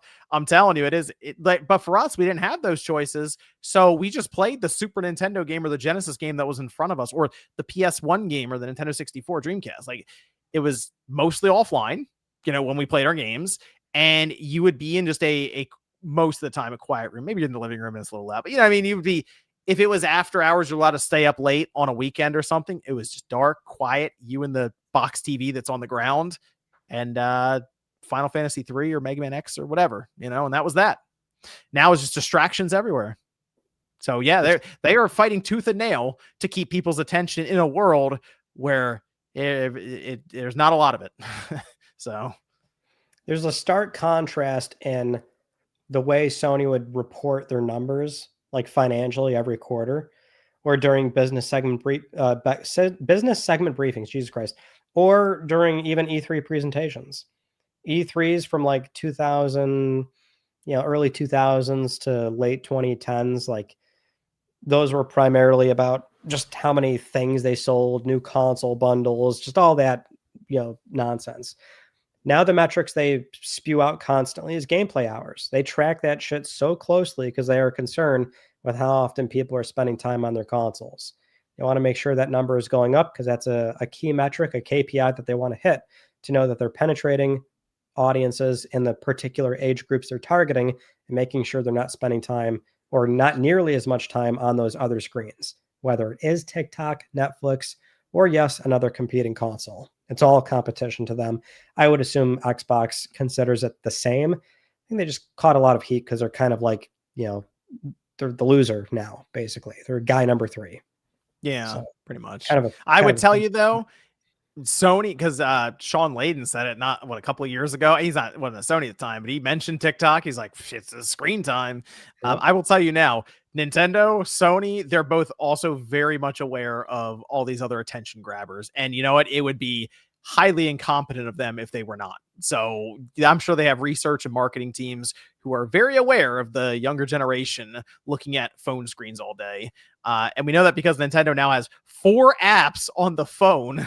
And they did the thing where it's like early days Mario. And if you have a phone, you can download it and you can like do the Mario 64 thing where you stretch his face around and stuff. We hear about Sony talking about all different things, even outside of PlayStation at times with the phone. So, I mean, that's just kind of how it is now. He's not wrong, basically. He's just, when Microsoft says it, it's just, they get shit for it. That's the way it goes. Yeah. All right, John, that's it.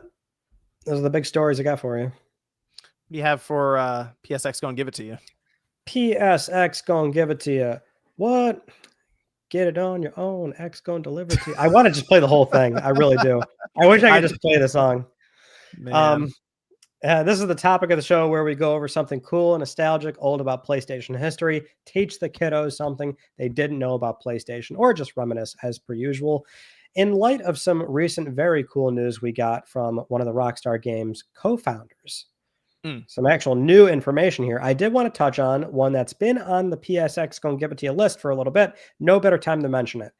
E3 2009, Jack Tretton on the stage, the president and CEO of Sony Computer Entertainment America, to announce a PlayStation 3 exclusive from Rockstar Games. Big fucking news. Agent for PlayStation 3. Agent was going to be a tactical, like, spy open world game. They announced it. They never said a single goddamn thing about this video game ever again. They have the logo. I guess it's canceled. They never said. They actually never said. And that webpage for that game, John, I shit you not, I think it was still up like in the 2020s. That's funny.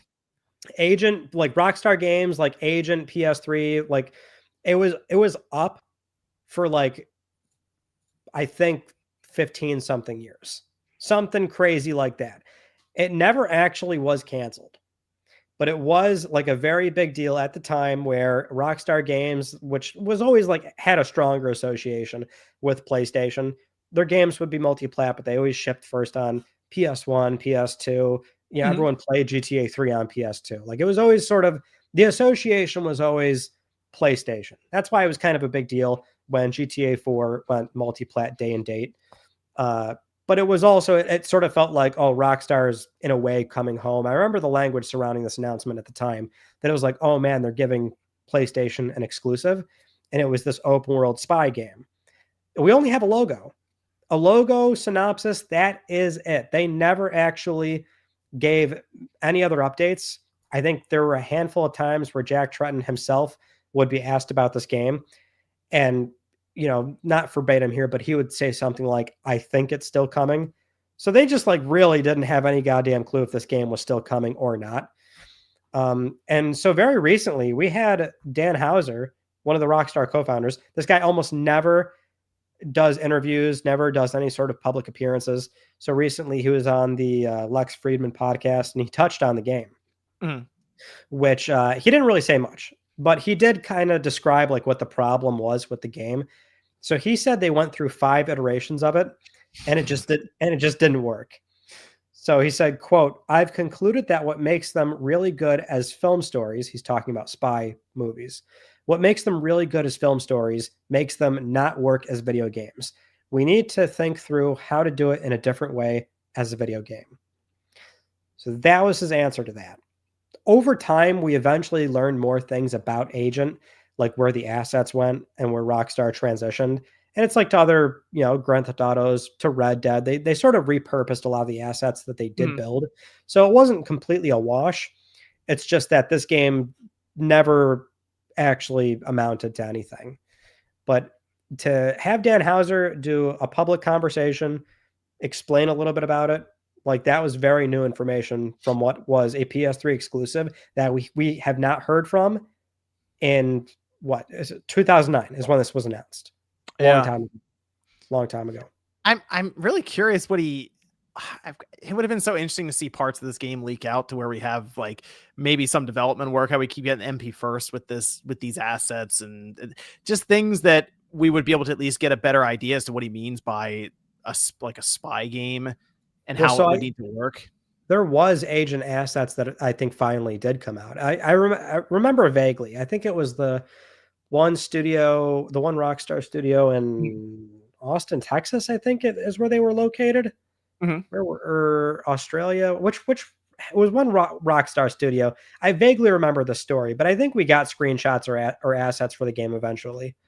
It wasn't a lot, because that's the thing. This game was MIA for so long, you know. Yeah, I see some people mentioning Agent leaking online. Okay, there's like a map and stuff for it that I see here. Yeah. But I mean, I would just been curious because the gameplay loop is, I assume, what just wasn't working. And he mentions like, you know, the spy Yeah, like a spy sort of game. How would that function? Like what? Because obviously we know Rockstar has a certain level that they want to release a game at. I mean, they keep delaying. We just talked about GTA 6. I'm very curious as to what this game was looking like in development that made them apparently try it 5 different times before saying, yeah, this isn't working. the weird thing is like maybe it's like one of those issues where it's just not up to their quality, but they say it wouldn't work as video games. I think, well, I don't know. Hitman kind of works. It's not one for one, but Hitman definitely works. I mean, we see this 007 game that's coming out next year as well, and that has a lot, some action elements to it as too. That's linear. Right? Linear. That. Yeah. So, but I mean, like the spy genre, I do think it still works fine for a game. I'm not sure what he's still being so vague about it. That's the problem. If he was like, oh, this is what it was, this was the problem. Maybe he can't even speak on it. I don't know. He did say more. I just like that was kind of the quote that encompasses the conversation. Yeah. It's cool to like have an answer from somebody that's like that as about as high as it gets to finally hear about what went wrong with Agent. Okay, Dan Houser said he believed the game's film-like story could not work in Rockstar's open world format. Mm-hmm. So that is the thing. Maybe it would have had to have been a linear game like 007. They want to make it open world.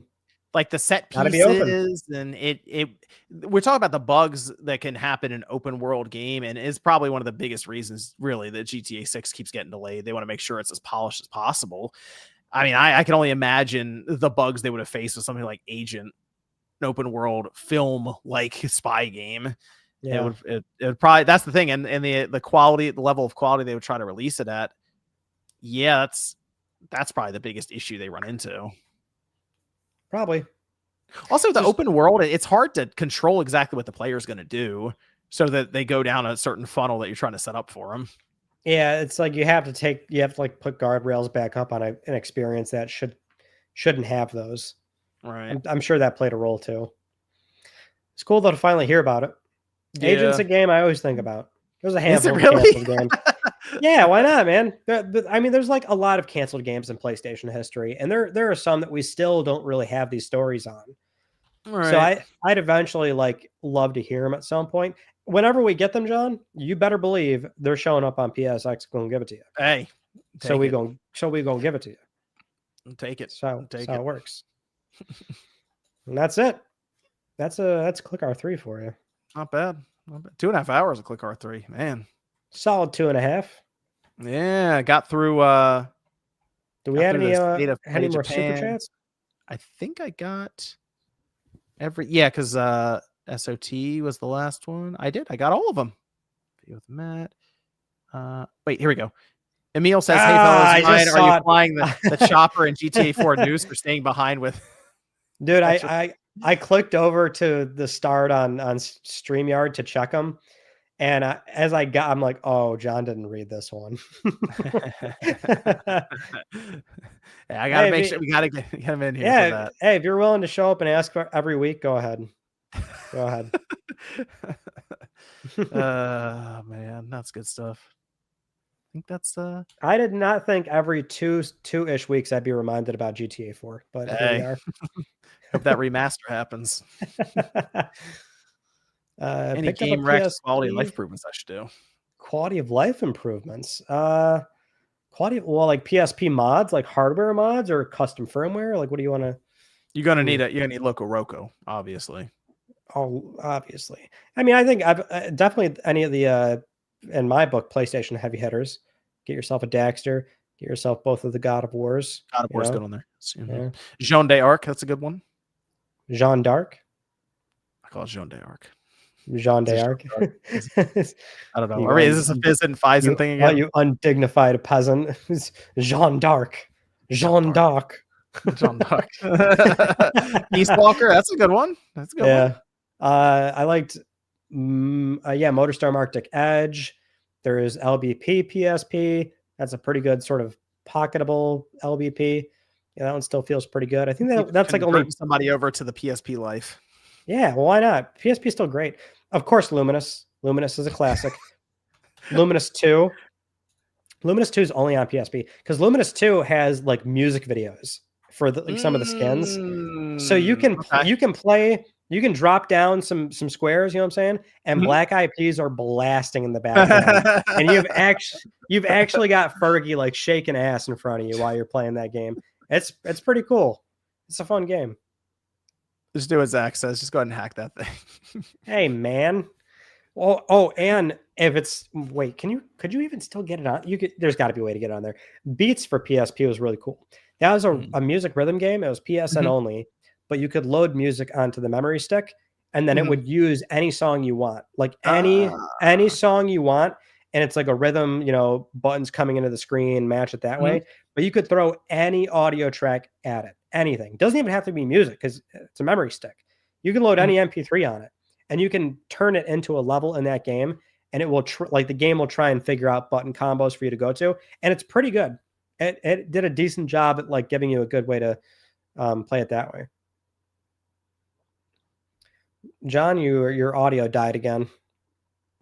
I said Patapon 1 and 2 is good. Oh, it is good. Yeah, Patapon very good. Everyone's just telling you to hack it. So basically, everyone here who's participated has just told them which games to pirate. So I'm like the only I've got to be like the only person that keeps like PSP's stock. I keep everything stock. You don't have a hacked PSP in that room? For what? Like I got my UMDs. I just load them in and play them the way. This is a safe space, Ryan. You're allowed to tell us if you have a hacked. No, PSP. I play it the way God intended. I put UMDs in that motherfucker. Wow. I want to hear it spin. That was a terrible sound. Oh man, it's like it reminds me of the Dreamcast, but it also makes me think that the thing is exploding. It sounds so bad. I replaced so many of those UMD drives in my time. So many. Those broke all the time. Wow. Not mine. All the time. I still got my 2005 launch unit right in that corner right there in that shelf. Still fires up with the original battery that everyone says is gonna like expand and blow up. How is it still the original battery? I don't know what to tell you, John. It's the same battery. It lasts like maybe an hour and a half, 2 hours, but it still works. They do also have extended batteries, by the way. Whoever was getting their PSP, like you can get those, and they add a decent amount of time. It makes the back one side like massive, but I mean, thing's already somewhat large, so the 1000 anyway. But I think that's everything. We're good. Thanks everyone for tuning in to ClickR3. We appreciate it. We'll be back in a couple of weeks to do it all over again. I'm thinking, how many episodes do we have left for the year? Even though, probably a handful, right? I think we probably have like 2 more, and then we'll call it for 2025. Yeah, 1 and 2 maybe. Yes, we have 1 in 2 weeks, then one more, and then another one would like on Christmas Eve or some shit. Like that's not gonna work. No, it'll be the 5. We'll be back the first full week of January. So because otherwise we'd be doing this on New Year's Eve. Well, John, I could think of no better way I'd want to spend my New Year's Eve is talking to you on this fucking podcast. So it'll probably be the following week. But we got 2 more in us for 2025, people. So we'll be around. Okay. But I appreciate everyone tuning in, especially because we went kind of late. It is after midnight right now. Space Samurai says, "I think you missed my message earlier, John." Oh, did I? Hold on. Let me see. Did I miss? Bastard, you're gonna rob these people. Did I miss the message? Did I miss? I don't see it. I'm looking, Space Samurai. Let me see. Oh, here we go.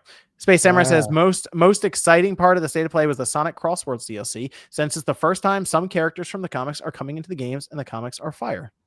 By the way, the platinum was hell. Was it really for Sonic Crossworlds? Oh, so I mentioned that, and I put up the reaction to it. And the only thing I could really say about Sonic Crossworlds is like, I think people have said this game's a pain to platinum. So I guess it is.